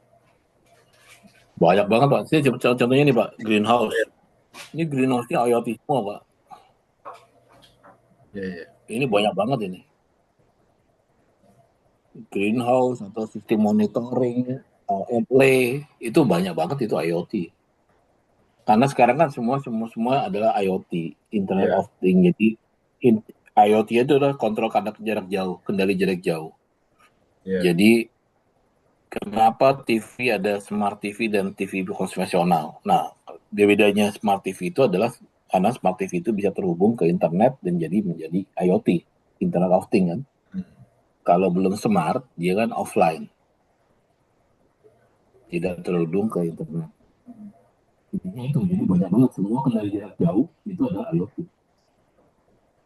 Masuk greenhouse ini banyak banget, hidroponik, greenhouse, bagaimana sistem kendali greenhouse. Automatization itu adalah sistem otomatisasi itu adalah IoT dan itu banyak banget Pak. Hampir sebagian besar elektronika tuh pasti sekarang adalah IoT. Ya, saya pernah bikin dan saya terapkan di greenhouse saya, itu ada berapa sensor ya? Ada 6 sensor, di mana dia memonitor dan mengontrol di dalam itu termasuk suhu udara, suhu air gitu ya Pak. Kemudian Iya, juga betul Pak. ketinggian air karena hidroponik ya. Ya, Kemudian juga apa kemarin? pH, nutrisi, ya. Itu udah kemudian umum. Biasa gitu Pak. Dia udah bilang umum, jadi udah banyak banget betul. saat ini. Itu masih seperti itu kalau kan udah banyak tuh juga Pak. Tuh, Nah, itu bedanya di mana? Kalau misalkan kita mau daftarkan misalkan gitu ya. Kita juga sudah ada aktuatornya juga. Misalkan kalau airnya berkurang sekian senti, misalkan dia otomatis pompa air nyala. ya, Kalau udah pH-nya umum. naik, pH down-nya dia akan nambah pH Iya, down. Kalau pH-nya turun, maka dia akan nambahin pH up gitu. Begitu iya, juga dengan nutrisi dan oksigennya. Kalau betul. oksigen dalam airnya itu berkurang, maka dissolve oksigennya, sensor DO-nya nyala dan ditambah dengan pompa venturinya, Iya, beberapa pompa venturi yang mati sekarang dinyalakan gitu. iya. Nah seperti itu, dimungkinkan nggak itu untuk paten-paten seperti itu? Ya, semua sudah dimungkinkan Pak. Yang penting inventor mempunyai nilai kebaruan. Kebaruan itu ada modifikasi yang baru yang menghasilkan efek baru juga dibanding dengan invensi yang sudah ada sebelumnya. Betul, betul. Oke, Intinya itu Pak. intinya itu ya. Ya. Jadi ini sebagai contoh ini Pak, ini greenhouse ini tahun 2021. Ini punya LIPI. Ntar gua matiin punya gua. Ya, Nah ini kan ada seperti ini. contoh mungkin Pak, silakan. Ya, Kalau ada contoh mungkin bisa biar. ini Pak yang tampil kelihatan nggak Pak? Terlihat nggak Pak Budi? Itu baru bagian unduhnya saja, Pak Yoko. Bagian Unduh yang ditampilkan unduh file publikasi B saja. Kayaknya harus di close dulu kemudian. betul, Pak.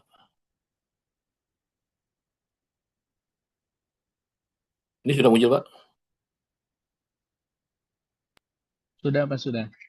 Nah ini contohnya. Ini greenhouse IoT. Ini punya LIPI, sistem pendingin suhu air nutrisi hidroponik dalam rumah tanam greenhouse tanpa dinding.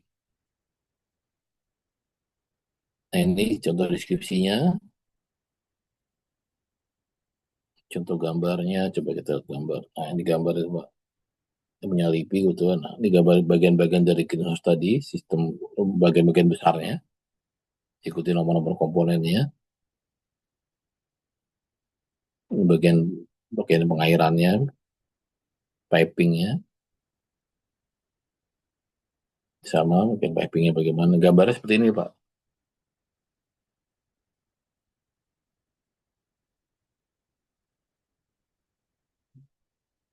Nah yang diklaim apa yang diklaim? Diklaimnya ini. Pak Yoko, mohon tanya kalau dari model ini kemudian kita adopsi, kemudian kita buat keterbaruan dan itu bisa jadi paten baru lagi nggak? Bisa Pak. Berapa Yang penting, persen keterbaruannya? nah itu tergantung inventor. Jadi inventor tadi melakukan penelusuran dulu. Karena yang paham invensinya ada inventor. Jadi sebelum inventor mendaftar, biasanya inventor harus melakukan penelusuran dulu Pak. Dan melakukan penelusuran ini, mereka harus yakin dulu. Dari penelusuran yang mereka dapat, itu menurut mereka ada nggak nilai kebaruan yang menghasilkan efek baru daripada dibanding yang sudah ada hasil penelusuran mereka. Itu dulu Pak. Jadi kalau investor nggak yakin, nanti pas kita searching dengan pemeriksaannya ketemu, jadi akhirnya wasting time Pak. Udah daftar, wasting time, ternyata sama. Ditolak juga. Intinya di inventor Pak. Inventor yakin dulu aja. Yakin dengan penelusuran dulu. Karena dia yang paham invensinya kan, dia yang paham modifikasinya. Nggak mungkin orang lain paham. Jadi dia yang paham aja nggak yakin, apalagi nanti begitu daftar, ditanya sama pemeriksanya, ada dokumen pembanding, beda dengan ini apa, mereka bilang sama, ya sudah wasting time kan jatuhnya.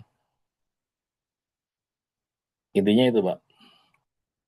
Terima kasih Pak. Jadi memang harus browsing dulu sudah sejauh mana gitu ya Pak. Terima kasih. Betul, Pak. Betul. Harus penelusuran tuh harus dan wajib karena biar nggak wasting time dan buang-buang biaya waktu lah. Di sini dijelaskan juga Pak tentang tadi tahapan dia ternyata pakai ini ada perkembangan, ada perbaikan hasil atau gimana enggak ya? Nah, di Indonesia tuh nggak ada, Pak, karena orang kita kalau kita kasih susah, Pak, mereka mundur, Pak. Gitu ya. Harusnya penulisan spesifikasi paten ini nggak semudah itu. Jadi harus penulisan spesifikasi paten ini kalau di luar negeri itu tadi itu bisa makan berbulan-bulan karena apa? Mereka butuh trial error dulu, mereka butuh Iya, tabel, iya.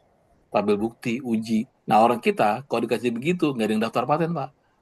Susah, nggak usah lah. Ya udah gitu Pak, orang kita tuh tipikal gitu. Iya, iya, iya. Jadi, jadi Oke. kita tahap pengenalan dulu aja, pengenalan yang penting sudah paham dulu tata cara penulisannya, baru nanti menurut mereka akan dijual, misalnya mereka akan menjual nih, dari paten ini mereka akan memproduksi massal.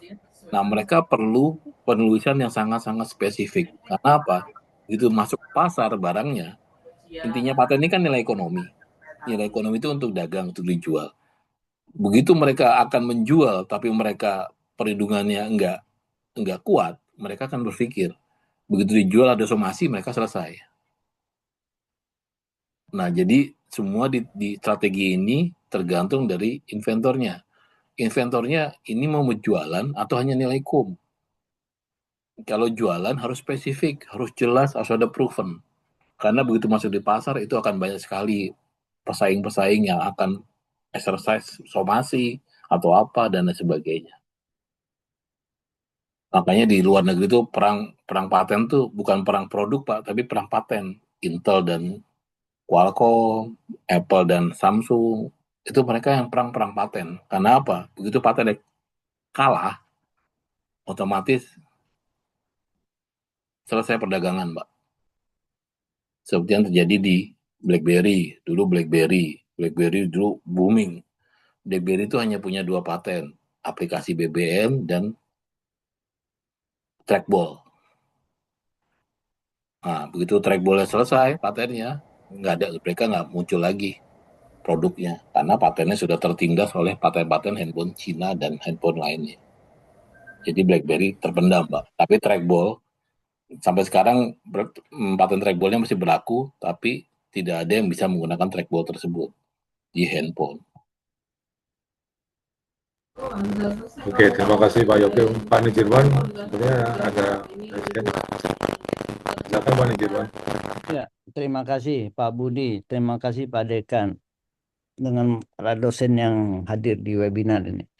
Terima kasih siapa ya Pak Prayogo ya? Yoko, Ya, Pak Yoko.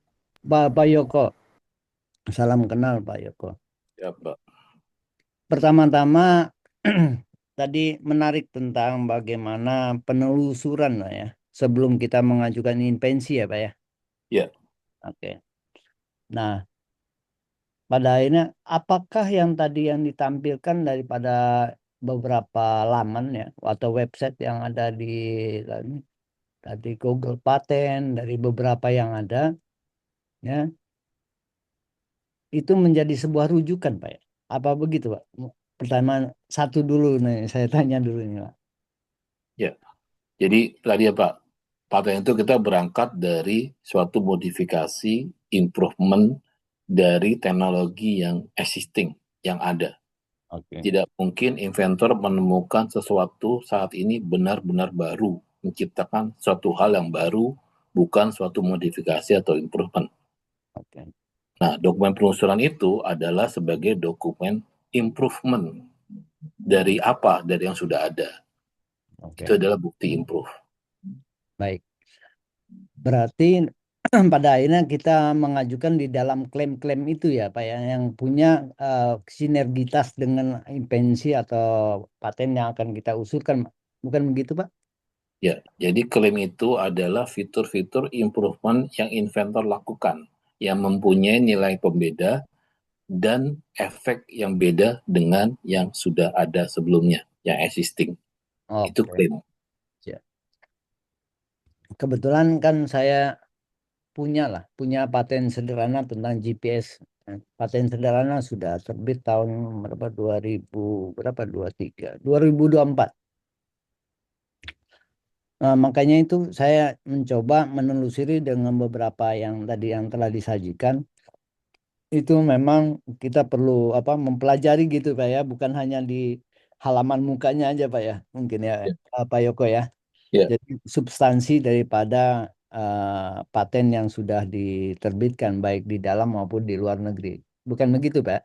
Begitu betul. ya Pak ya? Ya, Betul Pak ya? ya. Nah, nah, sekarang di dalam era digital mungkin kira-kira kalau misalnya kita mengusulkan paten ya, paten sederhana dulu lah, paten sederhana, prosesnya berapa lama ya sebetulnya secara SOP yang ada di Ditjen Paten Pak? Ya.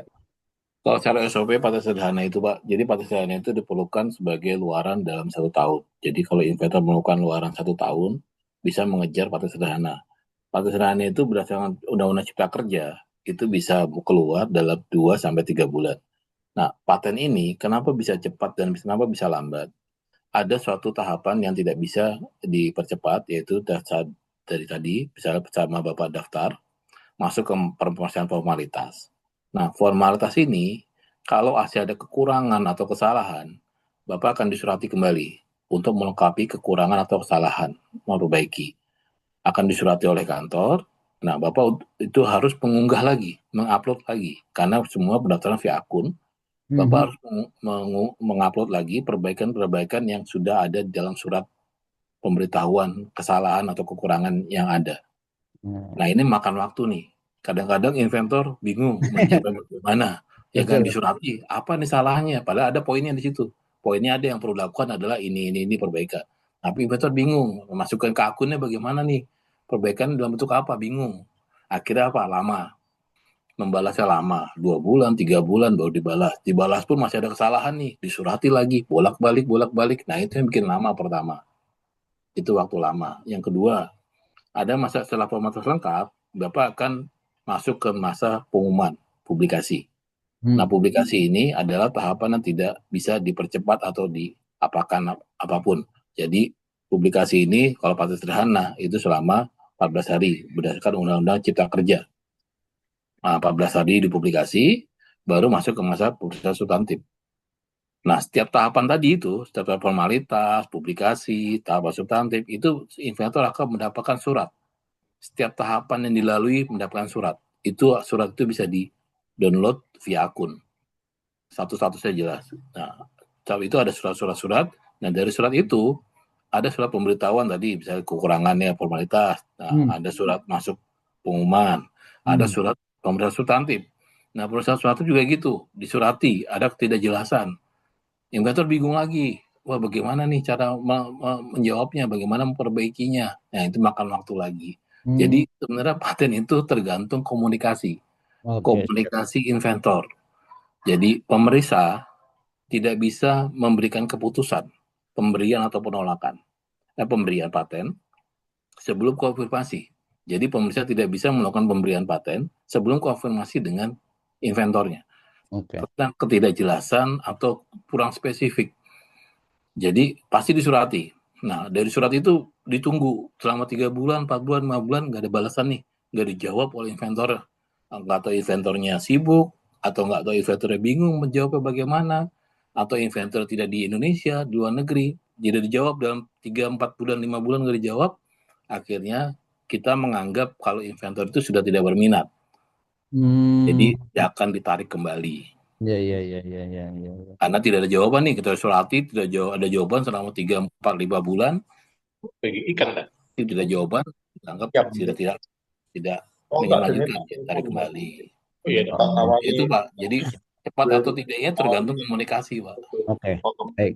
Jadi pada setiap tahapan yang tadi yang disampaikan Pak Yoko, berarti memang akan ada satu mediasi gitu ya Pak ya. Mediasi dengan komunikasi antara inventor dengan pemeriksa ada dalam hal ini lewat apa yang ada ya Pak ya. Begitu ya. Sebenarnya mediasi itu hanya untuk substansi yang Jujur. Anggap aja mah pecel. Hanya saat verifikasi substansi. Oh, Tapi kalau formalitas itu tidak ada. Ya, Jadi Bapak hanya menjawab saja. Murah. nanti maaf agak doubling nih Pak. Agak doubling nih. Ya, jadi bagus. Open. Pas nangani warung itu kayak sambal petelan itu Pak Agung, bisa di-mute sebentar? Ya, halo? Ya. Ya. Nah, jadi ini ilmu yang sharing yang bermanfaat Pak. Kebetulan kan memang beberapa draft paten sederhana memang yang saya lagi ajukan memang mengarah pada spesifik ya, spesifik ke arah Internet Vehicle for IoT ya. Dan artinya itu yang tadi Bapak sebutkan adalah nanti harus ada gambar-gambar arsitektur. Jadi proses daripada gambar-gambar yang ada harus dijelaskan di dalam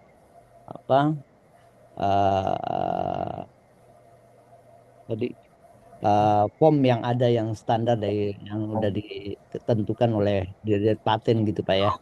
Ya. Terima kasih Pak Nijil. Mungkin masih ada. Makasih. Ya. Ada pertanyaan dari Bu Hani. Silakan Bu Hani.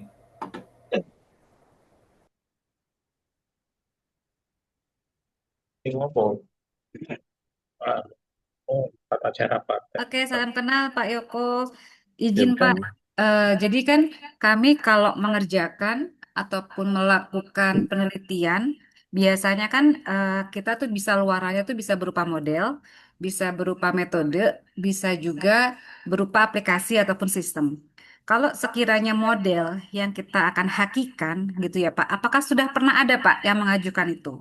Bila sudah ada, apakah boleh lihat Pak contohnya? Kemudian model seperti apakah yang sekiranya memang dapat kita ajukan untuk dihakikan. Soalnya ini saya baru perdana nih Pak menghakikan ya Pak. Jadi mau belajar serpihan-serpihan dari yang kecil. Mempatenkan atau menghakikan Bu? Mempatenkan atau menghakikan?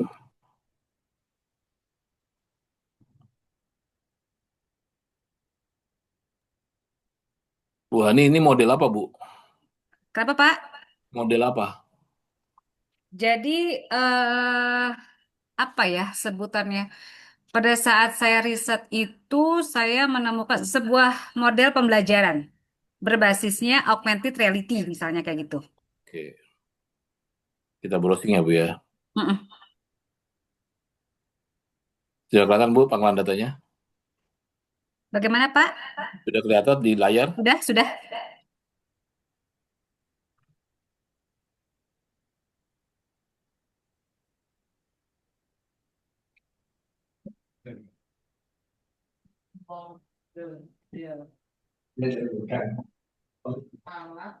Nah itu ini ada tuh beberapa, tapi kita yang diberi ya.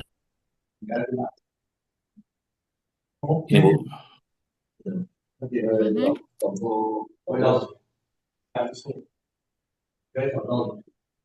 Mesin hibrida untuk kode klasifikasi.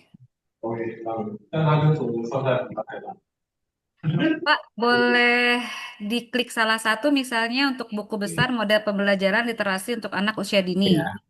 Maksudnya bentuknya pengajuannya itu seperti bentuk proposal atau ya siap. Dia nggak ada publikasi B-nya, kita cari yang ada publikasi B-nya.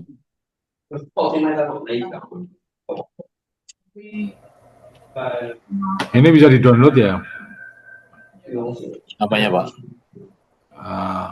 Pengajuan ini? Boleh. Yang mana? Ini Bu umum Pak, ini umum. Ini panggilan data ini umum. Boleh sekali. Siap.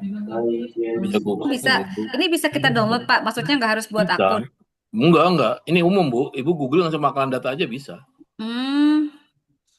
Ini umum Bu, ini umum. Ibu bisa klik-klik aja salah satu, klik yang mana bisa. Oh gitu, siap. Iya. Oke. Bukan download publikasi B. Bukan dijajar apa, lebih baik dijelasin dari ini. codingannya itu apa, masuk hasilnya apa, interpretasi datanya itu keluar kan hasilnya, maksudnya datanya apa, kenapa seperti itu. Tapi enggak, kita cerita. Soalnya yang kayak Kelihatan Bu, sama nggak Bu? gitu kan, Kelihatan nggak Bu? Kelihatan Bu? Di layar kelihatan nggak Bu? Iya. Nanti saya mau coba. Ini terlihat? Ini terlihat nggak Bu? Terlihat Tampil, nggak? tapi yang tadi downloadannya belum muncul sih. Oke, saya stop dulu.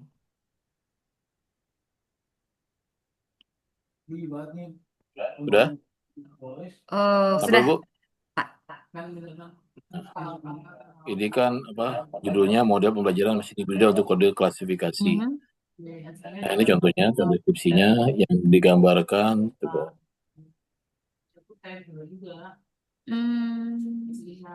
codingannya apa gitu. Yang diklaim itu adalah ini sistem Cara pembahasannya gimana? Oh, kalau gambar modelnya itu sendiri sih nggak tertuang di dalam pengajuan ini ya, Pak. Jadi hanya hasil pengujiannya tersebut atau seperti, oh itu ya? ini gambar Bu. Oh, oke. Oke, berarti ini gambar untuk modelnya, hasil intervensi atas model tersebut tadi di atas ya, Pak ya? Ya, nah ini Oh, klasternya, data server, modelnya, terus ini codingnya. Codingannya ini undangan, mendung, kira, ini implementasi.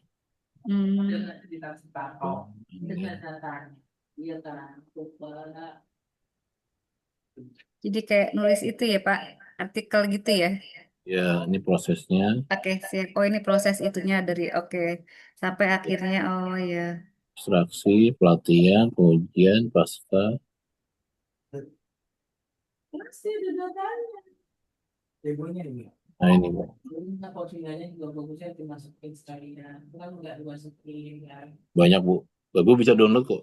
24, oke. Nggak bisa aja kan? Siap, siap. Oke, Pak Yoko, Terima kasih Pak untuk Yoko. Sama-sama Bu Ani.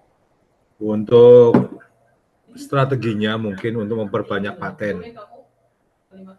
Menurut saya berarti dosen-dosen ini mestinya bisa membuka PDKI tadi atau Google Paten tadi ya Pak Yoko ya. Nah, itu kemudian nyari kira-kira ada celah apa yang bisa dibikin, dibuat untuk paten berikutnya gitu ya Pak Yoko ya. Atau misalkan kerjasama dengan mahasiswa dan sebagainya diarahkan untuk mendapat ke sana sehingga nanti outputnya bisa paten kan gitu ya. Ya. Jadi intinya paten tadi Pak. Pertama dari inventor ini mereka mendaftarkan paten ini tujuan untuk apa dulu? Pertama. Betul. Karena paten ini kan ada nilai ekonomi sama kalau Indonesia untuk permulaan ya buat KUM lah ya. Ya KUM lah. Atau buat indeks inovasi kampus atau akreditasi kampus lah ya. Indeks Sinta atau apa itu ya. Indeks Sinta, akreditasi kampus dan sebagainya lah. Nah, itu kita tentukan dulu Pak. Jadi setelah itu para dosen ini jelas dulu skupnya apa. Skup yang ingin dia daftar apa ingin lakukan penelitian atau daftarkan. Dari skup itu baru mereka melakukan proses penelusuran. Jadi biar nggak keluar dari skupnya, Pak. Jadi tentukan skupnya dulu, cakupannya dulu yang mereka ingin, bidang mereka lah. Baru melakukan penelusuran.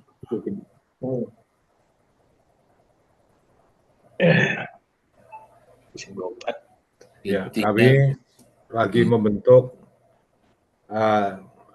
di tempat kami ada bidang ilmu Pak, bidang keilmuan gitu. Jadi kita bagi 7 bidang keilmuan. Dosen-dosen itu kita bagi ke dalam 7 itu. Jadi paling enggak skupnya saya itu bidang keilmuan tersebut kan ya Pak. Iya, betul. Jadi bidang keilmuannya tersebut. Nah kemudian baru setelah itu cari penelusurannya. Kira-kira ada celah apa yang belum dipatenkan sehingga bisa dibuat arahnya ke sana gitu ya. Tapi mau ambilnya apa? Sebenarnya bidang ilmu komputer, ilmu informatika itu sekarang lagi inti-intinya paten tuh Pak, karena mereka kebanyakan buat aplikasi. Aplikasi itu kalau nggak kolaborasi dengan ilmu komputer atau ilmu informatika, itu nggak akan bisa. Oh, berarti aplikasinya bisa dipatenkan sendiri, kemudian produknya juga bisa dipatenkan sendiri. Betul. Kalau buat aplikasi tadi Pak, seperti aplikasi pesan antar tadi, delivery food, Gojek, Grab, itu kan banyak paten. Banyak metode di situ kan. Metode verifikasinya, validasi, security-nya, terus pola-polanya juga banyak, metode penentuan pola pemilihan driver, pola rating atau rewarding, bagaimana pemberian reward terhadap restoran, satu sisi reward ke driver. Nah, itu kan by system semua itu, Pak. Nah, itu dipecah-pecah. Jadi satu aplikasi itu bisa lebih dari satu paten. Oh gitu. Ya. Aplikasi itu luas dan dalam. Oh, siap. Oke, saya rasa itu. Ada lagi teman-teman yang mau tanya? Izin nanya Pak Budi. Jadi monggo. Iya, makasih. Terima kasih Pak Yoko presentasinya. Ya, sama-sama. Izin bertanya mengenai ini Pak. Kan kalau dilihat dari pemerintah ini ingin hasil produk dari dunia akademik ada komersialisasi. Nah, yang saya ingin menanyakan itu seberapa sering kasus apa tadi pelanggaran atau sampai ke pengadilan? Karena kalau kita lihat kadang di Indonesia ini di jalan-jalan banyak produk bajakan, Pak Yoko. Sepatu, raket, mungkin logo dan sebagainya. Nah itu paten ini kan fungsinya melindungi. Nah ini yang saya penasaran, kalau di luar negeri kan banyak tuh, sampai mungkin miliaran dolar dendanya. Nah untuk di Indonesia seperti apa kira-kira Pak? Makasih. Iya Pak. Iya. Jadi tentang masalah kasus atau apa paten. Jadi pada intinya ini paten ini berlaku secara regional. Di mana dia daftar, dia dilindungi. Nah, rezim paten ini sebenarnya adalah untuk mencoba pasar. Jadi, kalau inventor atau perusahaan atau pemohon, pemegang paten, ingin mengekspansi atau menyebarkan produknya di suatu negara tertentu, yang masuk bukan prototipenya.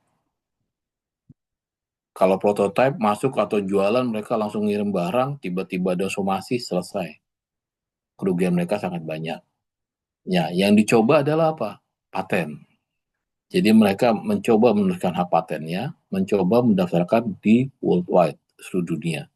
Nah, pasti akan ada suatu penolakan di setiap masing-masing negara. Karena apa? Paten tadi sifatnya monopoli dalam jangka waktu terbatas.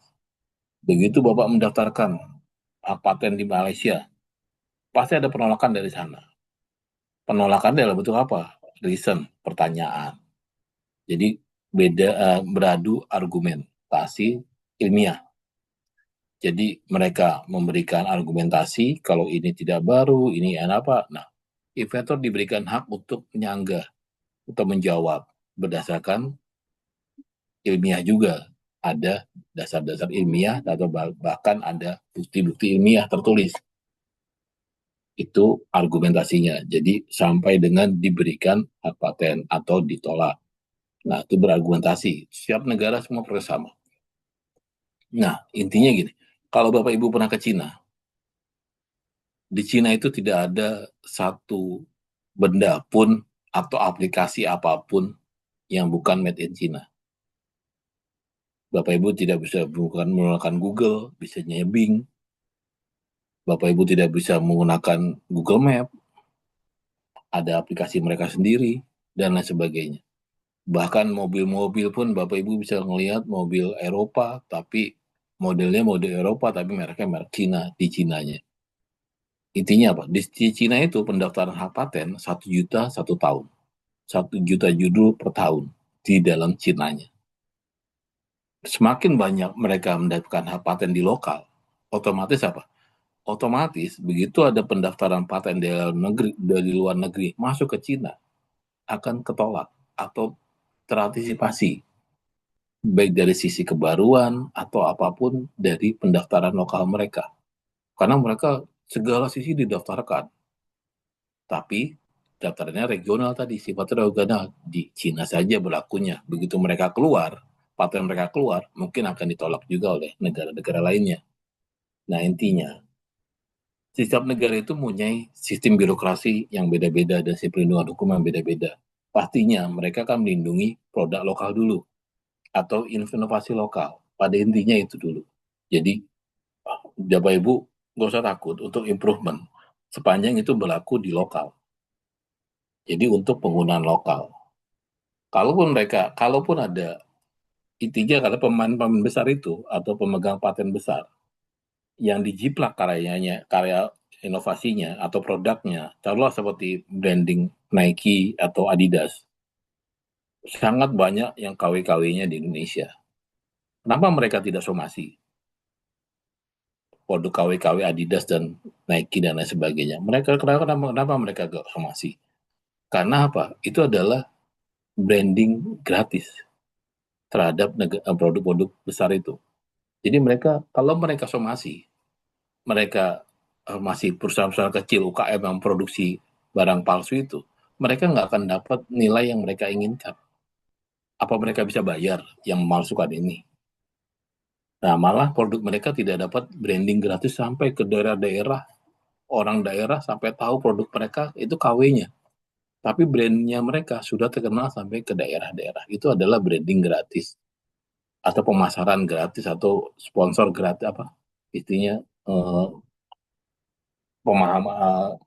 iklan yang gratis lah. Sampai daerah-daerah, pada yang berlaku daerah itu adalah produk-produk KW, tapi brandnya adalah brand mereka. Kalau mereka somasi, selesai, tidak ada bajakan, tidak ada KW, apakah produk mereka sampai ke daerah, sampai daerah terpencil, mengetahui. Nah, itu adalah strategi mereka, strategi pasar pemegang besar. Tapi begitu produk mereka sudah mencapai misalnya level pemasaran yang sangat wow, pasti mereka akan mensomasi karena ada nilai ekonomi di situ. Nah, jadi perusahaan-perusahaan besar itu tidak sembarang somasi. Kalau mereka somasi, mereka akan dapat apa? Dapat berapa dibanding mereka jualan yang sekarang. Kalau memang lebih kecil, buat apa mereka somasi? Jadi biarkan aja mereka branding gratis. Itu intinya, Pak. Bisa dipahami, Pak Habibul? Iya, makasih Pak Yoko. Jadi ada dampak positif juga ya. Ada dampak positif, benar. Iya. Siap, makasih Pak. Sama-sama, Pak. Siap, terima kasih Pak Yoko. Saya rasa sudah waktunya udah jam 12. Waktunya istirahat, waktunya sholat makan. Dan ya itu tadi terjadi juga di kami, misalkan Pak ya, yang Pak Habib sampaikan, saya ini bukan kami ya, saya produksi batik, jadi kalau ada desain batik kami terus tiba-tiba muncul di yang lainnya, walaupun peratelannya, walaupun itunya ya sebetulnya kalau dijiplak semua mah nggak apa-apa kali Pak. Kalau dijiplak semua kemudian jadi itu mereka tahunya itu produk kami masih oke. Tadi diambilin secuil gitu kan repot. Gitu. Oke, saya rasa sih cukup bagi teman-teman. Jadi kami nanti boleh minta PPT-nya aja, Pak. Siap, nanti saya kirim ke Pak Budi. Siap. Oke. Terima kasih banyak atas masukannya, pencerahannya, dan waktunya yang telah disediakan buat kami. Dan kami ucapkan banyak terima kasih. Saya rasa cukup. Ada masukan lagi mungkin? Enggak ya? Saya rasa cukup ya. Terima kasih Pak Yoko. Kami, Pak Budi, Bapak-Bapak, Ibu-Ibu semuanya. Sebentar Pak Yoko, kita mau foto juga untuk dokumentasi. Siap. Siap. 1, 2, 3. Ya, diperlihatkan kameranya Bapak Ibu. Ya, dulu. Oke. Oke, 1, 2, 3.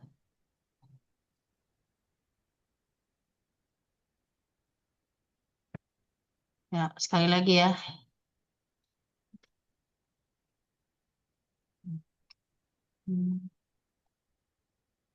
Oke, 1, 2, 3. Oke, terima kasih Bapak Ibu semua.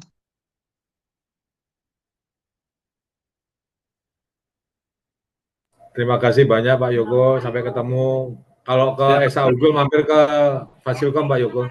Ya, Pak Budi, Bapak-Bapak, Ibu-Ibu. Pak Yoko ini pemeriksa paten yang di LPPM juga nih.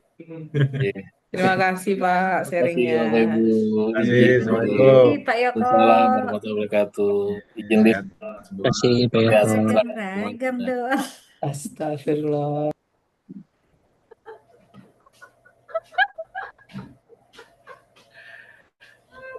Sertifikatnya mustahil.